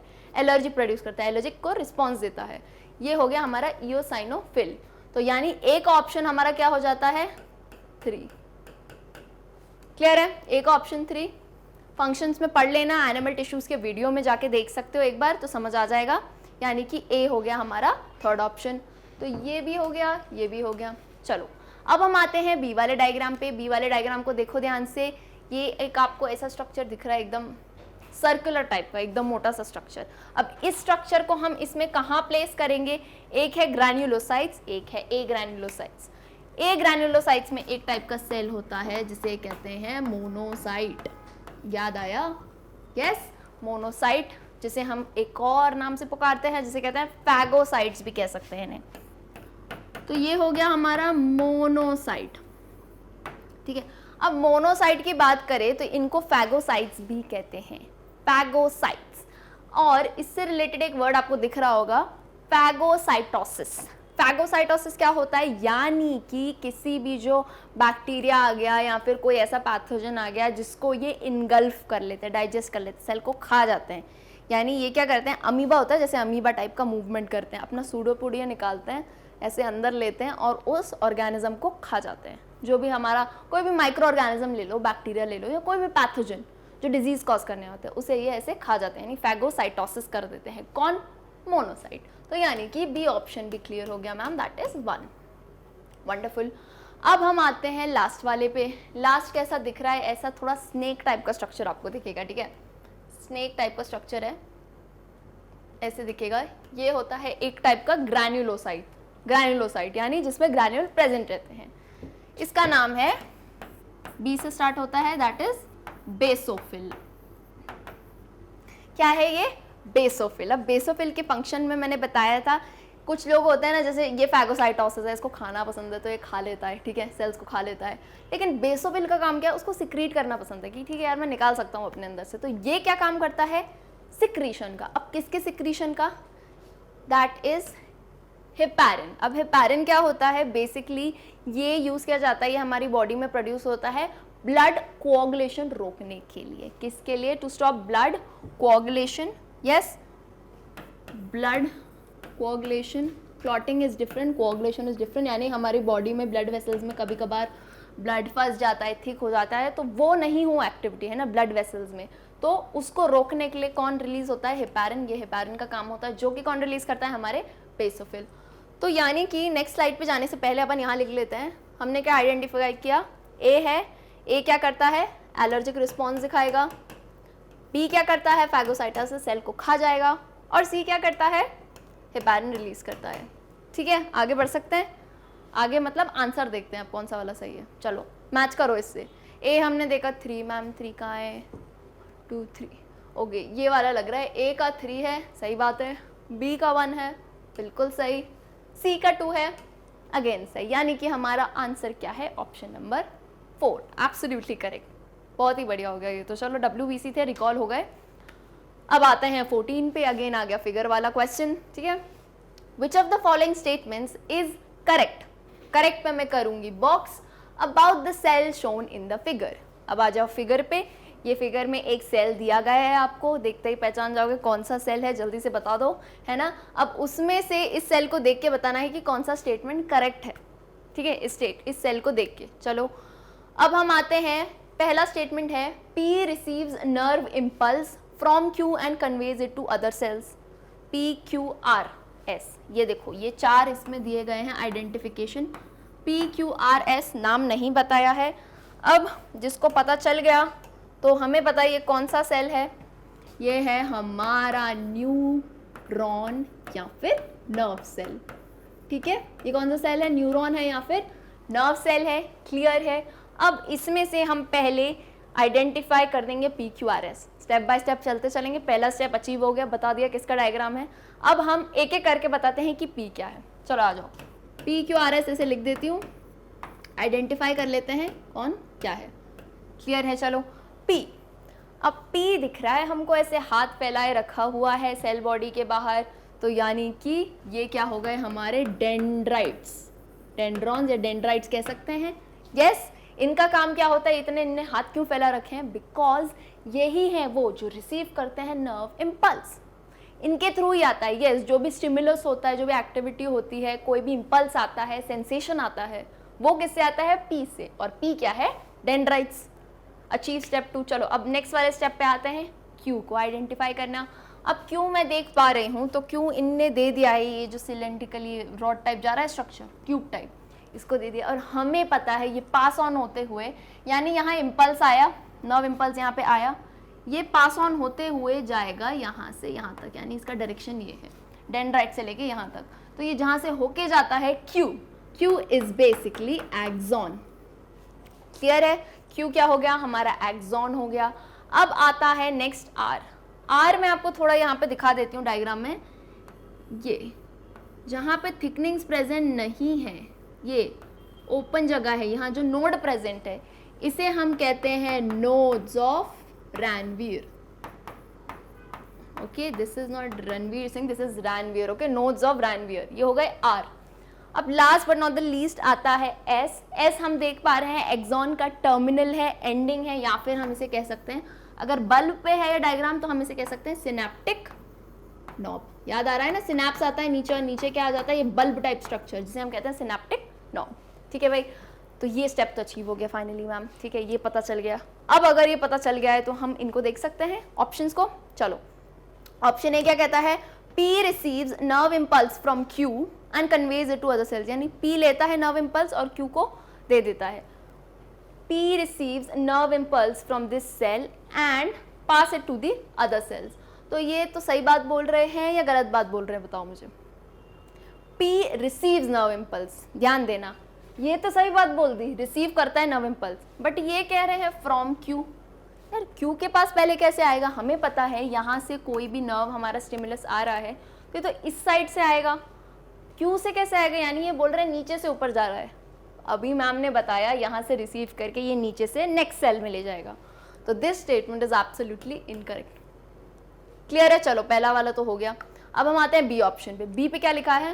P conducts impulse away from cyton while S conducts impulse towards cyton। फिर उल्टी बात बोल दी यार, P conducts impulse away from cyton। तो हमने क्या देखा, ये है हमारी नोड्स ऑफ रैनवीर। ये दो ऑप्शन तो हमें सही नहीं लगे। P में क्या बोल रहा है? कंडक्ट करता है impulse away from the साइटोन while S conducts towards the cyton। तो ये तो बिल्कुल ही करेक्ट नहीं है, यहाँ से यहाँ नहीं जाता, ये उल्टी बात कर रहे हैं। ये आता है P to S यानी डेंड्राइट से लेके एक्सॉन से सिनेप्टिक नॉब तक। तो ये ऑप्शन भी हो गया हमारा इनकरेक्ट। चलो अब आते हैं थर्ड वाले पे। थर्ड ऑप्शन कहता है R is called node of Ranvier. Okay, तो ये बात सही, इसलिए मैं बता देती हूँ नोड्स ऑफ रैनवीर क्या होते हैं। ये जो एक्सॉन होता है ना, क्यों मैंने आपको बताया एक्सॉन, तो axon if I draw this, सिर्फ एक्सॉन बना रही हूँ है ना, इसका पार्ट देखना, जैसे लॉन्ग ट्यूब लाइक स्ट्रक्चर जा रहा है। अब इसके पास मैं इसे थिक शीथ टाइप बनाऊंगी और कुछ जगह ऐसी होंगी जहां मैं नहीं बनाऊंगी। देख रहे हो, ये जो पर्पल कलर से मैं बना रही हूँ ये एक थिक शीट टाइप है और कुछ कुछ जगह मैंने छोड़ दी है। ये जो शीट है पर्पल कलर में, this is known as myelin sheath. ये कवर करती है हमारे एक्सॉन को, ठीक है। अब कुछ जगह आपको ऐसी दिख रही है जहां मैम ने नहीं बनाई है ये शीट, इसी जगह को हमने यहाँ पे आर कहा है, that are nodes of Ranvier. Okay, nodes of Ranvier, VIER है। Okay, nodes of Ranvier. तो ये बोल रहे हैं कि ये जो R है नोड्स ऑफ रैनवीर है, दैट इज एब्सोल्युटली करेक्ट, सही बात है, यही तो हमने लेबल किया है। तो ऑप्शन सी होता है हमारा करेक्ट। ऑल ऑफ दीज तो है ही नहीं, क्योंकि ये दो तो हो गए हमारे इनकरेक्ट। क्लियर है? क्वेश्चन नंबर 14 एक बार आंसर फिर भी चेक कर लेते हैं, and we are right. Option number C is the correct answer. चलो अब हम आते हैं हमारे इंटरमीडिएट लेवल के लास्ट क्वेश्चन पे, दैट इज क्वेश्चन नंबर 15। थोड़ा आपको लग रहा है बहुत बड़ा डिफरेंशिएशन का टेबल है, बट डोंट वरी, बहुत इजीली सॉल्व कर लेंगे। Let's read the question. Select the incorrect differences between collenchyma and sclerenchyma. अब यहाँ आपको इन दोनों के बीच में डिफरेंसेस दिए गए हैं। कौन दोनों? कोलेनकाइमा और स्क्लेरेनकाइमा। अब ये क्या होते हैं? ये होते हैं हमारे सिंपल, कौन से टिश्यू होते हैं? Simple permanent tissue. यानी कौन से टिश्यू हैं? ये प्लांट टिश्यू हैं, उसमें से भी कौन सा टाइप? सिंपल परमानेंट टिश्यू के ये दो टाइप हैं। अब इस क्वेश्चन में कहते हैं हमें क्या सिलेक्ट करना है? अगेन बॉक्स बना लो, वेरी इंपॉर्टेंट, इनकरेक्ट डिफरेंस। यानी इन दोनों के बीच में डिफरेंस दिया है, कुछ करेक्ट है और कुछ गलत है, तो हमें बताना है भाई गलत कौन सा है। ठीक है, तो स्टार्ट करते हैं। पहला आपको दिया है कोलेनकाइमा, दूसरा है स्क्लेरेनकाइमा। स्टेप बाय स्टेप चलते हैं। पहला पॉइंट क्या है? It is made up of dead sales. और इसमें कहा इट सेल्स आर लिविंग। ये ऐसा नहीं लग रहा, बात तो बोल रहे हो बट इसको ना इंटरचेंज कर दो, क्योंकि उल्टी बात बोल दी। स्क्लेरेनकाइमा होता है डेड सेल, क्योंकि इसमें प्रोटोप्लाज्म नहीं होता है, और कोलेनकाइमा होता है लिविंग सेल, क्योंकि इसका नाम होता है कोलेनकाइमा का एक और जो मैंने दिया था, लिविंग मैकेनिकल टिश्यू। कोलेनकाइमा होता है लिविंग, स्क्लेरेनकाइमा होता है डेड। यानी हमें पहला इनकरेक्ट डिफरेंस वो दिख गया। यस, ये है हमारा इनकरेक्ट। ऐसे मैं क्रॉस लगा दूंगी जो स्टेटमेंट इनकरेक्ट है। ठीक है, अब आते हैं स्टेटमेंट नंबर 2 पे। 2 क्या कहता है? ल्यूमेन और cell cavity is wide, and sclerenchyma में है ल्यूमेन और cell cavity is usually narrow. अब ल्यूमेन या सेल कैविटी क्या होता है? यूजुअली जो सेल रहता है ना, उसके बीच पे जो खाली जगह रहती है या कैविटी रहती है, कैविटी किसे कहते हैं? खाली जगह जो होती है, यहाँ से ल्यूमेन कह सकते हैं। तो कोलेनकाइमा में ये वाइड है यानी बड़ा है, स्क्लेरेनकाइमा में नैरो है यानी छोटा है। सही बात है। क्यों सही बात है? क्योंकि हमें पता है स्क्लेरेनकाइमा की जो सेल वॉल रहती है, सेल उसमें क्या रहता है? लिग्निफाइड रहती है। लिग्निन इतना मोटा, इतना थिक रहता है कि उसकी सेल कैविटी में जगह ही नहीं रहती है, ना के बराबर, बहुत ही नैरो बचती है। लेकिन collenchyma on the other hand cellulose और पेक्टिन से बना रहता है, तो इतनी थिक नहीं रहती है उसकी सेल वॉल और वाइड रह सकती है cavity. So this statement is absolutely correct. ठीक है, आते हैं अब ऑप्शन नंबर 3 पे। 3 देख लेते हैं क्या डिफरेंस है। It provides hardness to the region where it occurs. और स्क्लेरेनकाइमा पे क्या है? It keeps the organ soft. फिर बोल दिया यार, उल्टी बात करते हो आप, है ना ऑप्शन में, यानी ये हो जाना चाहिए एक्सचेंज, क्यों? क्योंकि कॉलेनकाइमा यूजुअली है ऑर्गन को सॉफ्ट कह सकते हैं या फिर हम कह सकते हैं इलास्टिसिटी प्रोवाइड करवाता है, फ्लेक्सिबिलिटी, वो किसका काम है? कॉलेनकाइमा। लेकिन स्क्लेरेनकाइमा का एक नाम याद है, अगर ये नाम मैं यहाँ लिखूँ तो इन्हें हम कहते हैं स्टोन सेल्स। स्टोन का मतलब क्या होता है हिंदी में? पत्थर। अगर हम कह रहे हैं स्टोन सेल्स इतने हार्ड हैं ये, तो सॉफ्ट कैसे बनाएंगे ये कोई भी टिश्यू को? सो this is very very wrong statement है ना। ये इंटरचेंज कर दो तो ठीक है, बट ऐसे गलत है। चलो भाई, 2 स्टेटमेंट हमको मिल गए incorrect. Let's move on to statement number 4। 4 क्या दिया है? Wall thickening is not uniform, जबकि स्क्लेरेनकाइमा में दिया है वॉल थिकनिंग इज यूनिफॉर्म। ठीक है भाई, ये पॉइंट समझ आ रहा है? वॉल की थिकनिंग का मतलब क्या होता है? जो इनकी वॉल्स रहती हैं, सेल वॉल रहती है, ये थिक रहती है। यानी कि देखो, अगर हम नेक्स्ट ऑप्शन में देखें, हमें बताना है कि इनमें से कौन सा करेक्ट है। तो अब मेरे को 2 इनकरेक्ट तो मिल गए। अब वॉल थिकनिंग की जब भी बात करें तो मैं आपको बता देती हूँ क्या होता है। जैसे मैंने आपको बताया था एक लॉन्गिट्यूडनल स्ट्रक्चर, किसका? स्क्लेरेनकाइमा का। तो यहाँ से इसके एंड थे नैरो, ठीक है, एंड नैरो थे इसके। नैरो का मतलब क्या होता है? ऐसे टेपरिंग एंड्स होते हैं। स्क्लेरेनकाइमा के लॉन्गिट्यूडनल सेक्शन में थोड़ा और बढ़ा सकते हैं। तो अब स्क्लेरेनकाइमा में क्या होता है? यूजुअली जो वॉल थिकनिंग रहती है ना, वो यूनिफॉर्म का मतलब होता है एक सी थिकनिंग रहती है। लेकिन कॉलेनकाइमा की बात करें, पेक्टिन से बनी रहती है, तो उसकी वॉल थिकनिंग यूनिफॉर्म यानी एक सी नहीं रहती है, अलग अलग रहती है, अलग जगह। तो this statement is absolutely correct, मुझे सही लगा ये स्टेटमेंट। अब आते हैं हम ऑप्शन नंबर 5 पे।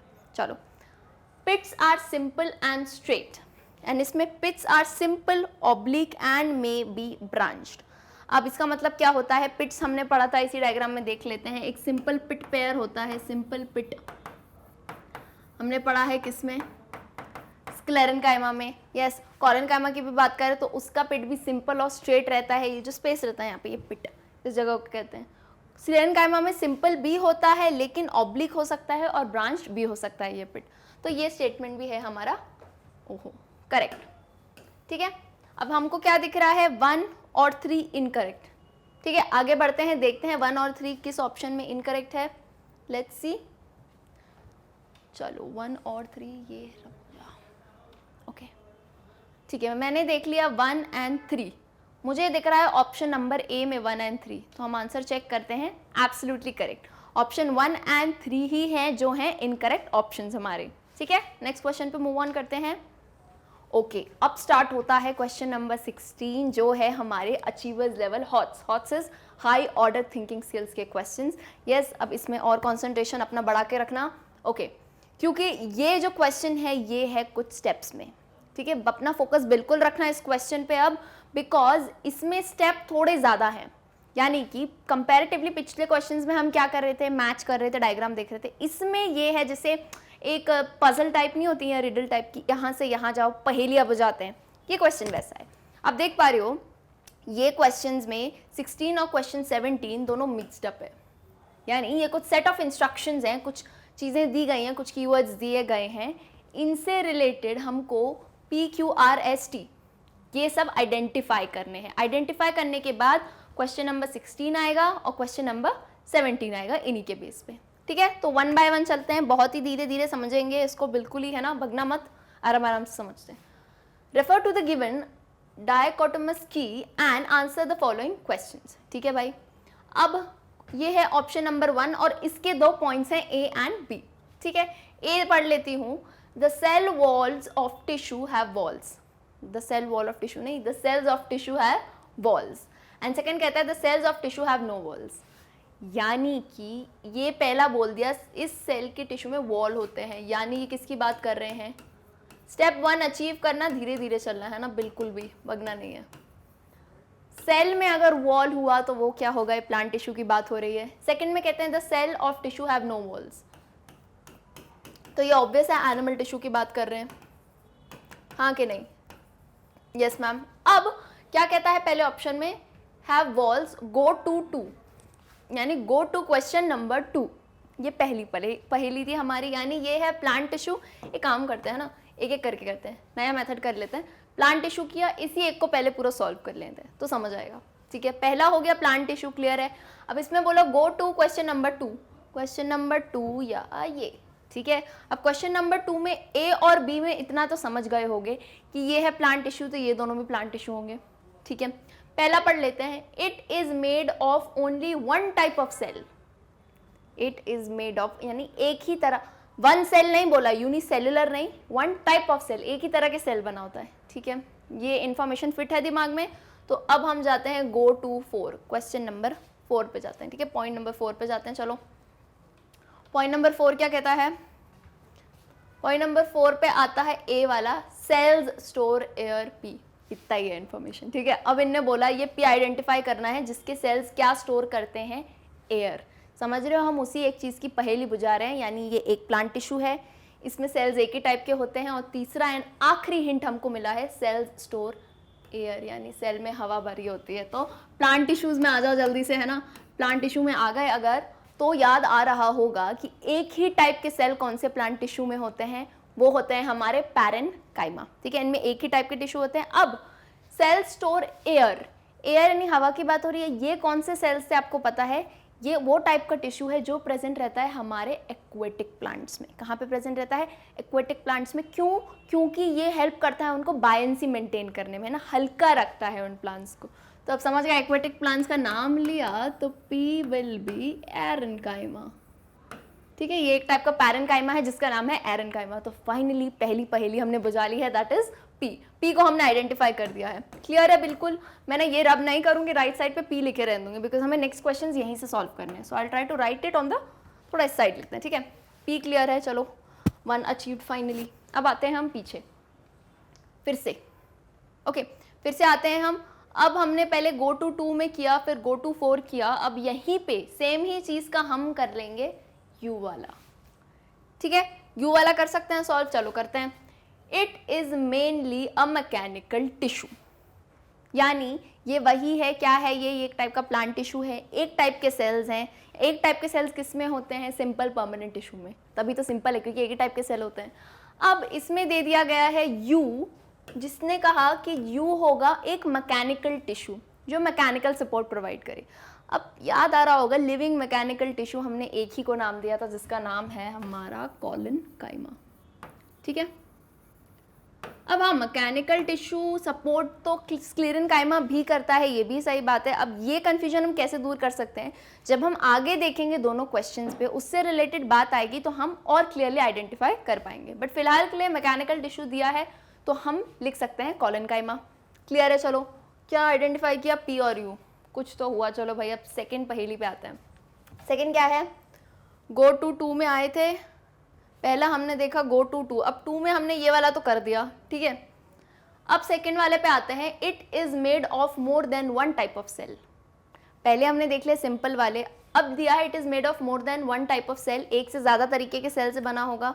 तो बहुत क्लियरली समझ आ रहा है कॉम्प्लेक्स परमानेंट टिश्यू है। कॉम्प्लेक्स अभी तो नाम है क्योंकि अलग अलग सेल से बना है। गो टू 5, अब इसको पहचानने के लिए हमें जाना है क्वेश्चन नंबर 5 पे। चलो भाई आगे बढ़ते हैं, ठीक है। 5 कहाँ है? 5 कहाँ है? ये रहा। चलो 5 में भी दिए हैं 2 ऑप्शन। अब ए आइडेंटिफाई करते हैं, द टिश्यू कंडक्ट्स वाटर। पढ़ते ही समझ आ रहा है कॉम्प्लेक्स परमानेंट टिश्यू में 2 ही तो टाइप हैं, जाइलम है और फ्लोएम है। जाइलम का काम क्या होता है? वाटर का कंडक्शन। तो यानी टी क्या हो गया मेरा? Xylem, okay. अब आता है बी। बी क्या है? The tissue conducts organic nutrients. Organic nutrients को हम फूड भी कह सकते हैं। फूड क्या होता है भाई? ऑर्गेनिक मटेरियल से होते हैं, कार्बोहाइड्रेट्स होते हैं, तो उसे हम क्या कह सकते हैं? Organic nutrients. ऑर्गेनिक न्यूट्रिएंट्स यानी food. Food stands for F. F से क्या आता है? फ्लोएम का साउंड आता है, तो वेरी ऑब्वियस कि ये हो गया फ्लोएम। यानी हमारी जो 4th पहेली हम चल रहे थे वो हमने देख ली है, क्यू हो गया फ्लोएम। अब हम आते हैं, क्या बच गया यार? पी क्यू टी, ये सब हो गए। हमारा बचा है आर और एस, यानी ये 2 बचे हैं स्टार्टिंग के, ठीक है। तो अब हम आते हैं पीछे, देखो स्टेप बाय स्टेप याद आ रहा है ना क्या कर रहे थे। पहले यहाँ आए, ये पहेली ली हमने, अब इस पहेली से हम यहाँ गए, तो ये तो क्लियर हो गया। अब बचा है बस ये बी वाला, ये जितना था ना ये बचा है। अब इस पे आ जाते हैं, यानी कि पहले वाले की बात करी, सेल वॉल होता है यानी प्लांट टिश्यूज हैं। अब आ जाते हैं सेकेंड वाले पे, the cells of tissue have no walls. Very simple, ये हो गया हमारा एनिमल टिश्यूज, क्लियर है। ये यानी एनिमल टिश्यू है, याद रखना। अब क्या बोल रहे हैं? Go to 3। इसको पहचानने के लिए 3rd क्वेश्चन पे जाइए, तो आ जाते हैं 3rd क्वेश्चन पे है आर और एस, एनिमल टिश्यू है, याद रखना। The tissue lines the fallopian tube. आप बोलोगे मैम क्वेश्चन तो रिलेट कर रहे हो, पहले भी बताया था फेलोपियन ट्यूब में क्या प्रेजेंट रहता है ना। The tissue lines fallopian tube. Fallopian tube क्या होते हैं, फीमेल्स में प्रेजेंट रहते हैं। फेलोपियन ट्यूब को ओविडक्ट भी कह सकते हैं। इनका काम क्या होता है, ओवरी से ओवम को लेके कहाँ पहुँचाना, यूट्रस तक, ठीक है। अब इसमें क्या टिश्यू लाइन करता है, तो मैंने बताया था कि एग को आगे पुश करने में कौन हेल्प करते हैं, हेयर लाइक प्रोजेक्शंस। उन हेयर लाइक प्रोजेक्शंस को हम क्या कहते हैं, सीलिया। और इसी एपिथेलियम का हम नाम क्या बोलेंगे, कौन सा है, आर है, यस, सीलिएटेड पिलर जैसे, यानी कॉलमनार एपिथेलियम। वंडरफुल, यानी पिछले क्वेश्चन से रिलेट हो गया हमारा। अभी अभी पूरा बताया था मैंने आपको इसका स्ट्रक्चर भी कैसे होता है और किस वे में ये हेल्प करता है। तो आर अचीव हो गया। लास्ट आ जाते हैं एस पे फाइनली। एंड ये अभी क्वेश्चन सॉल्व नहीं हुआ, ये ना हम अभी पहेलियां बुझा रहे थे। अब क्वेश्चन 16 और 17 आएगा इसके बेस पे, ठीक है। एस क्या है, द टिश्यू ट्रांसपोर्ट्स न्यूट्रिएंट्स, यानी एनिमल में ये एक ऐसा टिश्यू है जो किसका ट्रांसपोर्टेशन करवाता है, न्यूट्रिएंट्स का। किसका नाम दिया है, एस। चलो देख लेते हैं। अब तुम्हें लग रहा होगा कि ये जो न्यूट्रिएंट्स पास करने की बात है यूजुअली फ्लोएम आता है, बट फ्लोएम की बात करें ना तो कंफ्यूज मत होना, क्योंकि ये आता है प्लांट टिश्यूज। वो हम बात कर रहे थे प्लांट टिश्यूज की। यहाँ हमने स्टार्टिंग में देख लिया कि इनमें सेल वॉल नहीं होती है, यानी कि ये क्या हो गए हमारे एनिमल टिश्यूज। अब एनिमल टिश्यूज में भी फर्स्ट वाला तो आपने बता दिया कि क्या होता है, चलो ठीक है। अब सेकेंड हम आते हैं एस पे। देखो एस क्या होगा हमारा, तो एस होगा हमारा ब्लड। क्यों, क्योंकि हम बात कर रहे हैं एनिमल टिश्यूज के बारे में। प्लांट टिश्यूज में ये काम था फ्लोएम का, end of course animal tissues में जो भी न्यूट्रिएंट्स हैं या जो भी डिजॉल्व गैसेस है एक जगह से दूसरी जगह ले जाने का काम कौन करता है, हमारा very simple blood. Okay, clear है। तो फाइनली ये स्टेप्स अचीव हो गए हैं, हमें मिल गया है हमारा ये डेटा। अब इस डेटा को हम सेव रखेंगे और बढ़ेंगे हमारे क्वेश्चन नंबर 16 पे। क्लियर है, ये वाला हटा देती हूँ, है ना। अपन मेन सिर्फ ये ऑप्शन लिखे रहने दूंगी मैं, ठीक है, आसानी होगी। अब आता है क्वेश्चन नंबर 16 जो कि है बेस्ड इसी पे। चलो 16 क्या कहता है, ध्यान से सुनना। Select the incorrect statement regarding tissues P Q R S T and you. यानी कि ये जो हमने टिश्यूज बताए हैं अब तो पता चल गए कौन से हैं। अब इन चारों में से हमें बताना है, again mark it out, incorrect यानी गलत स्टेटमेंट कौन सा है ये बताना है हमें। चलो भाई अब देख लेते हैं। ऑप्शन ए क्या कहता है, P is found in aquatic floating plants, whereas T is greatly reduced or absent in aquatic plants. चलो P देख लेते क्या है। P is found in aquatic floating plants, ठीक है।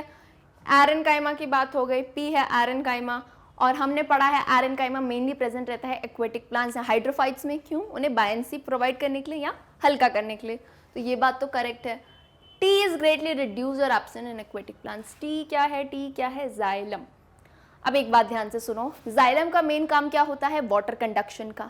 लेकिन एक थोड़ा सा कॉमन सेंस टाइप बात सोचो, जो प्लांट्स ऑलरेडी प्रेजेंट है वाटर में, राइट, पानी में वो है ही, तो उनमें जाइलम की ज़रूरत होती ही नहीं है। क्यों, because usually if they are already in water तो वो वाटर से डायरेक्टली सरफेस से वो एब्जॉर्ब कर सकते हैं। इजंट इट, ये काम उनका लीव्स भी कर सकती हैं, तो तभी जाइलम की वहाँ ज़्यादा ज़रूरत नहीं होती है। कुछ में एब्सेंट होता है या बहुत ही कम की, लाइक बोलते हैं ना, एकदम रिड्यूस रहता है। तो ये स्टेटमेंट इज एब्सोल्युटली करेक्ट, ये सही बात है। चलो हमें क्या बताना है, इनकरेक्ट बताना है, यस। तो ये तो सही स्टेटमेंट हो गया।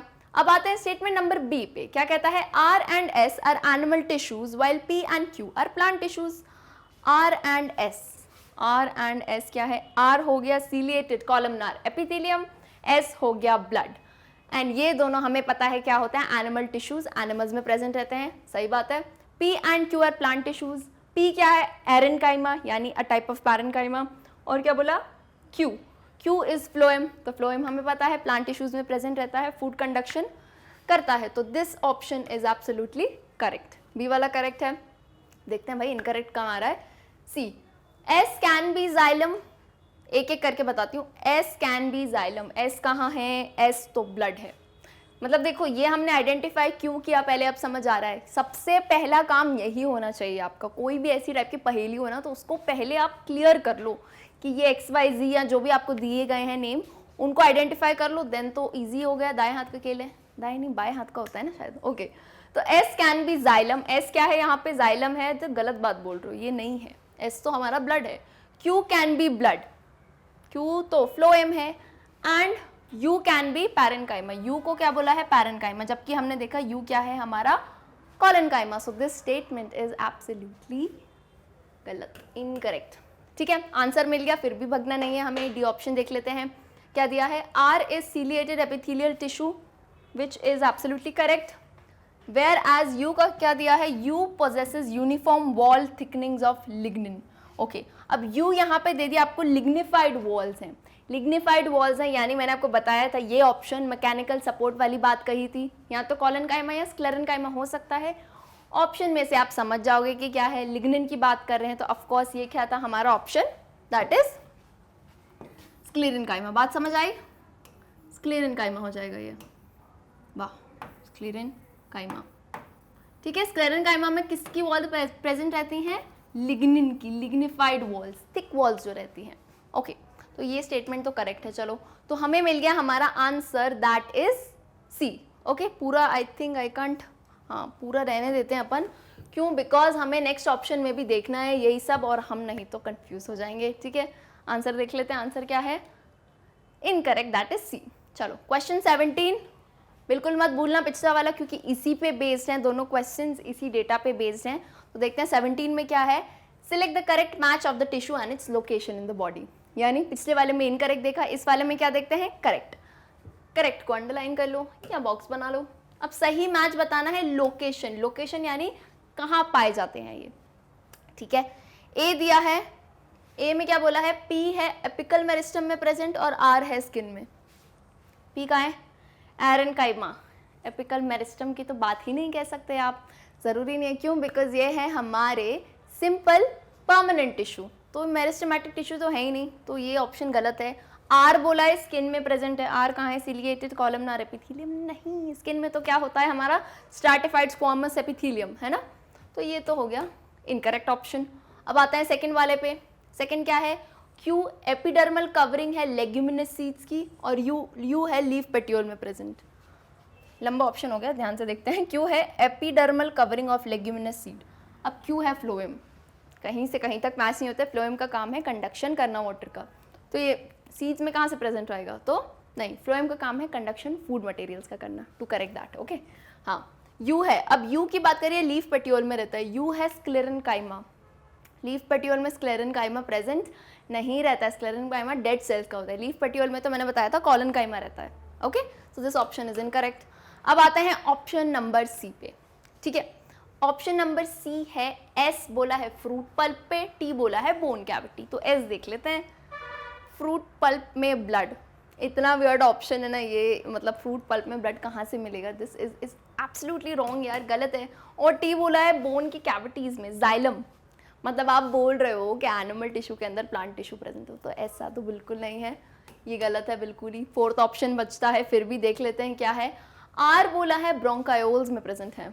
आर क्या है भाई, सीलिएटेड कॉलमनार एपिथेलियम ब्रोंकायोल्स में, बिल्कुल ही सही बात है. ब्रोंकायोल्स हमारे लंग्स के अंदर प्रेजेंट रहते हैं, इसमें ज़रूरत होती है सीलिया की, और इनका काम मेनली क्या होता है, सीलिएटेड एपिथेलियम का यहाँ पे क्लियरेंस का काम रहता है. यस, जो भी अगर डिपोजिशन हो जाता है कुछ कुछ मटेरियल्स का, ऐसे गैसेस का, तो उसको निकालने के लिए म्यूकस से. अब U is grit of guava. U कहाँ है, ये रहा, sclerenchyma is present in the grit of guava. अभी एक क्वेश्चन में मैंने आपको बताया था कि स्क्लेरेनकाइमा यूजुअली कवर करता है सीड्स को, वॉलनट के शेल में रहता है, और तीसरी बात क्या बोली थी, it is present in the grit of guava. Guava जो फ्रूट होता है उसके ग्रिट में ये प्रेजेंट रहता है, जो है ना तो स्टोन सेल तभी कहते हैं, इतना रिजिड रहता है ये. This option is absolutely correct. Let's check it once and we are good to go. अब मैं ये रब कर सकती हूँ बिकॉज ये क्वेश्चन हो गया है हमारा खत्म. ठीक है, अब आते हैं question number 18 of achievers level. इसमें अगेन हमको फिगर्स दिए गए हैं कुछ और हमें बताना है. Observe the given figures of 3 different plant tissues and select the correct statement. तो क्लियर है, क्या बोल दिया, प्लांट टिश्यूज हैं तीनों. ओके, और करेक्ट स्टेटमेंट बताना है. क्लियर है. अब एक चीज़ देख लो, यहाँ पे ये हमने पढ़े हुए हैं, तीनों टाइप के प्लांट टिश्यू हैं. स्ट्रक्चर देख के समझ जाओगे, सिमिलर सेल्स हैं, सेम टाइप के सेल्स हैं, सिंपल दिख रहे हैं. सिंपल दिख रहे हैं तो क्या होंगे, simple permanent tissue. Yes, simple होंगे तो क्या होंगे, सिंपल परमानेंट टिश्यू. क्यों है सिंपल, क्योंकि एक ही टाइप के सेल्स दिख रहे हैं. डायग्राम देख के तो बता सकते हो ना, एक ही टाइप के सेल्स हैं. ठीक है, ये हो गए सिंपल परमानेंट टिश्यू. अब इसमें हमने पढ़ा था सिंपल परमानेंट टिश्यू होते ही 3 टाइप के हैं, पैरेन्काइमा, कोलेनकाइमा, स्क्लेरेन्काइमा। अब इसमें से ए की बात करूं तो ए के जब मैं सेल्स बनाती हूँ ना यहाँ पे, तो मैं कोई स्पेस नहीं छोड़ रही हूँ, बीच में कोई जगह नहीं छोड़ी है मैंने। तो जिसमें इंटरसेल्युलर स्पेस नहीं होती है वो क्या होगा हमारा ए, दैट इज पैरेन्काइमा। क्लियर है? क्यों मार्क किया? क्योंकि इसके सेल्स के बीच में स्पेस नहीं है और ऐसा स्ट्रक्चर हमें देखने को मिला था किसका, पैरेन्काइमा का। क्लियर है भाई? बी और सी तो ऐसे जल्दी जल्दी बता ही दोगे आप लोग आई गेस, है ना। बी क्या है? बी के सेल वॉल आप देख पा रहे हो कैसे सेल वॉल हैं, थिक सेल वॉल हैं। यस, इसमें डिपोजिशन किया गया है। अगर सेलुलर स्पेस की बात करें तो ना के बराबर है ना, ना के बराबर सेलुलर स्पेस है। तो ये हो गया बी हमारा कोलेनकाइमा। ठीक है, एंड ऑब्वियसली सी होगा एक ही, फिर भी देखोगे तो सिंपल पिट पेयर आपको दिख रहा है, लिग्निफाइड सेल वॉल है, थिक सेल वॉल है, that goes for sclerenchyma, that is our dead cells. चलो अब ये तो अचीव हो गया, बहुत ईजी था। बोलोगे मैम अचीवर्स लेवल के क्वेश्चन हम यूं सॉल्व कर ले रहे हैं बिकॉज हमने पढ़ा हुआ है। चलो अब ए ऑप्शन में क्या बोला है, A and B consist of living cells while C consist of dead cells, यानी ए और बी पैरेन्काइमा और कोलेनकाइमा में लिविंग सेल्स है, जीवित सेल्स है, लेकिन सी में क्या है, डेड है, मरे हुए सेल्स हैं। पहला स्टेटमेंट देखते ही समझ आ रहा होगा क्या ये सही में क्वेश्चन ऐसा ही है। तो यस, बहुत ही ईजी है ये, पहला ऑप्शन ही करेक्ट है, बट तीनों सॉल्व करेंगे हम। ठीक है, cytoplasm is present in cells of A, of a नहीं है ना, ये ऑफ ए है, इसकी बात कर रहे हैं। While it is absent in cells of B and C. एक चीज गलत बोल दी, क्यों? क्योंकि भाई ए और बी दोनों में साइटोप्लाज्म है, सी में नहीं होता है, तभी तो ये दोनों लिविंग है। So this statement is incorrect. अब आते हैं सी पे। सी क्या कहता है, cells of A and B and C तीनों bear uniform thickening of suberin. सही बात तो नहीं है, सेल वॉल तीनों में स्यूबरिन थोड़ी ना हो, स्यूबरिन है ही नहीं कहीं। स्यूबरिन तो हमने पढ़ा था कॉर्क सेल्स में, यानी पैरेन्काइमा के सेल वॉल किससे बना रहता है, सिंपली सेल्यूलोज और हेमीसेल्यूलोज से। कोलेनकाइमा का हमने देखा था एक चीज़ और आ जाती है सेल्यूलोज के बाद, जो है पेक्टिन, यहाँ लिख देती हूँ, इसमें आ जाती है पेक्टिन की सेल वॉल। और लास्टली हमारे स्क्लेरेन्काइमा में आ जाती है किसकी, लिग्निन की। तो स्यूबरिन की बात यहाँ कहीं की नहीं गई है, स्यूबरिन तो कॉर्क सेल्स की बात है। तो this statement is also incorrect. और डी वाला देख लेते हैं, A provides mechanical strength to the plant while B and C serve as storage tissues। उल्टी बात करते हैं बस हमेशा, है ना। A का काम है स्टोरेज ऑफ फूड, पैरेन्काइमा हमने देखा था स्टोर करता है, एंड B and C जो है मैकेनिकल सपोर्ट या स्ट्रेंथ प्रोवाइड करता है। तो this option is also incorrect. ठीक है, तो first option is obviously correct. एक बार चेक कर लेते हैं। Yes, we are absolutely right. कितना ईजी क्वेश्चन था ये। ओके, क्वेश्चन बेसिकली इतना ईजी नहीं था, हमने पढ़ा है इसलिए हमें अच्छे से आ रहा है, राइट। ओके, अब आते हैं क्वेश्चन नंबर 19 और 20। ये हमारे दोनों लास्ट क्वेश्चन है अचीवर्स लेवल के। और अगेन जैसे देख पा रहे हो ये मिक्स क्वेश्चन है, जैसे पहले देखा था हमने 16 और 17 में। सिमिलरली क्या करना है, देखो, read the given passage in which some words are italicised and answer the following questions. ज़्यादा लोड मत लेना, इटैलिसाइज यानी इटैलिक्स में लिखे रहते हैं, ये कुछ नहीं है, एक्स है और एक ये वाई है। ठीक है, ये दो आपको वर्ड्स दिए गए हैं, इनके बेस पे एक पैराग्राफ है और इसी बेस पे क्या है हमारे आगे के दो क्वेश्चन। 19 है, जैसे स्टेटमेंट हमको सिलेक्ट करना है, और 20th है। तो इसको एक बार अच्छे से देख लो। ठीक है, क्या कह रहा है statement.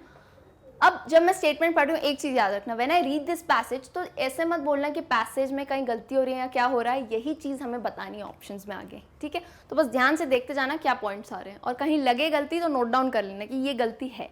Okay, the nervous tissue consists of a special nerve cell called cyton।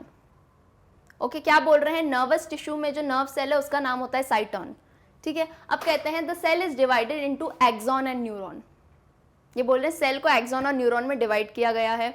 The cyton has thread like structures extended from it called X नाम दे दिया, and the axon and into terminal branches that form a Y with other nerve cells. यानी इतना clear है किसकी बात कर रहे हैं, नर्वस टिश्यू यानी न्यूरॉन्स की हम बात कर रहे हैं, नर्व सेल की हम बात कर रहे हैं। अब इसमें ये पैराग्राफ दिया है, एक्स वाई दिया है, अभी कुछ नहीं बोला है कि आइडेंटिफाई करो, बस ये दे दिया। अब इसके बेसिस पे हमें सॉल्व करना है आगे का क्वेश्चन। ठीक है, अब आगे के क्वेश्चन में क्या होगा मैं आपको बता देती हूँ। एक छोटा सा अपन डायग्राम बना लेते हैं, किसका, नर्व सेल का, क्योंकि ये अभी के लिए ज़रूरी है आपको बताना, ताकि नेक्स्ट अभी जब मैं आगे बढ़ूंगी क्वेश्चन 19 और 20 पे, तो आपको समझ आ जाएगा कि मैम क्या कहना चाह रही हैं। और जिनने पढ़ा है बहुत अच्छे से साथ में, तो उन्हें पता है कि ये पढ़ते ही कहीं ना कहीं आपको मिस्टेक लग रही होगी। Isn't it? लग रही थी तो बताओ मुझे जल्दी से क्या मिस्टेक है उसमें, जब तक हम ये एक बार डायग्राम जो है कंप्लीट कर लेते हैं। किसका? नर्व सेल का। क्यों कंप्लीट करते हैं? बिकॉज इसमें कुछ ऐसे स्टेटमेंट दिए हैं जो कॉन्ट्राडिक्टरी हैं। कुछ कह रहे हैं एक्सॉन, साइटोन, मुझे तो अलग लग रहा है भाई। अब देखते हैं क्या अलग है उसमें। ये मैंने क्या बना दिया? हैंड्स बना दिए, यानी डेंड्राइट्स बना दी। ठीक है, डेंड्राइट्स का ऐसा कोई यूनिफॉर्म स्ट्रक्चर नहीं होता है, तो ज़्यादा ये मत सोचना कि ऐसा स्ट्रक्चर है। ये मैंने बना दी, माइलिन शीथ भी बना देती हूँ, नोड्स ऑफ रैनवियर है, और लास्ट में आ जाता है हमारे एक्सॉन का टर्मिनल, या फिर जिसे हम कहते हैं, ये स्ट्रक्चर्स हैं जिन्हें हम कहते हैं सिनेप्टिक नॉब। क्लियर है? स्ट्रक्चर बन गया, आया समझ? अब देखो, अब मैं लेबलिंग करूंगी, शांति से लेबल करेंगे, फिर आएंगे इस पैसेज पे कि भाई ये क्या कहना चाह रहा था, फिर इस पे नज़र डालते हैं हम। ठीक है, अब देखो इसमें जो है ये बीच का स्ट्रक्चर हमें पता है न्यूक्लियस है। ठीक है, और ये जो आपको कंटेंट दिख रहा है, ये जगह जो दिख रही है, इसे हम कहते हैं साइटोन या फिर सेल बॉडी। किसे कहते हैं सेल बॉडी? इसको। और इस पूरे स्ट्रक्चर का मैं नाम पता है क्या दूंगी? इस पूरे स्ट्रक्चर को, ये किसका स्ट्रक्चर है?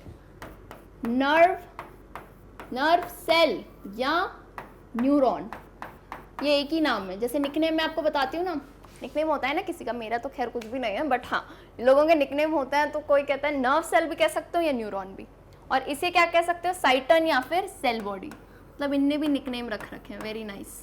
चलो, ये हो गया सेल बॉडी, ये हो गया पूरा स्ट्रक्चर है नर्व सेल का, ये मैं बताना चाह रही हूँ। ठीक है, ये हो गया हमारा बीच का एक्सॉन, और ये हो गया हमारा एक्सॉन टर्मिनल यानी सिनेप्टिक नॉब। ठीक है, अब इस क्वेश्चन में ये कह रहे हैं नर्वस टिश्यू जो होता है उसमें एक स्पेशल नर्व सेल रहता है कॉल्ड साइटोन। कॉन्ट्राडिक्टरी है मैम, क्या बोल रहे हो? नर्व सेल, अभी आपने बताया नर्व सेल का निकनेम है न्यूरॉन, और ये कह रहा है साइटोन, तो मैम की बात मान लो, मैम सही बोल रही हैं, और ये स्टेटमेंट है गलत। ये गलत बोल दिया ना। नर्व सेल का नाम क्या होता है? न्यूरॉन होता है। ठीक है, अब ये कहते हैं कि वो नर्व सेल डिवाइडेड है एक्सॉन और न्यूरॉन में। गलत। किस में डिवाइडेड है? यहाँ देखो डायग्राम में, सेल बॉडी में डिवाइडेड है, यानी साइटोन में डिवाइडेड या एक्सॉन में, इन दो में डिवाइडेड है। तो ये स्टेटमेंट इनने उल्टी कह दी, यानी साइटन की जगह न्यूरॉन कह दिया, न्यूरॉन की जगह साइटोन कह दिया। समझ आया या नहीं? आ गया? ये हमें जानना था कि ये क्या बात है। अब इसमें से साइटोन में थ्रेड लाइक स्ट्रक्चर्स बताए जिनका नाम है एक्स, तो अब पहचान गए होगे एक्स वो रहे हमारे हैंड्स जहाँ पे आता है नर्व इम्पल्स, जिसका नाम क्या है? डेंड्राइट्स है, डेंड्रॉन्स कह सकते हो। ठीक है, और वाई को आइडेंटिफाई करो। The axon ends into terminal branches that form a Y with other nerve sales.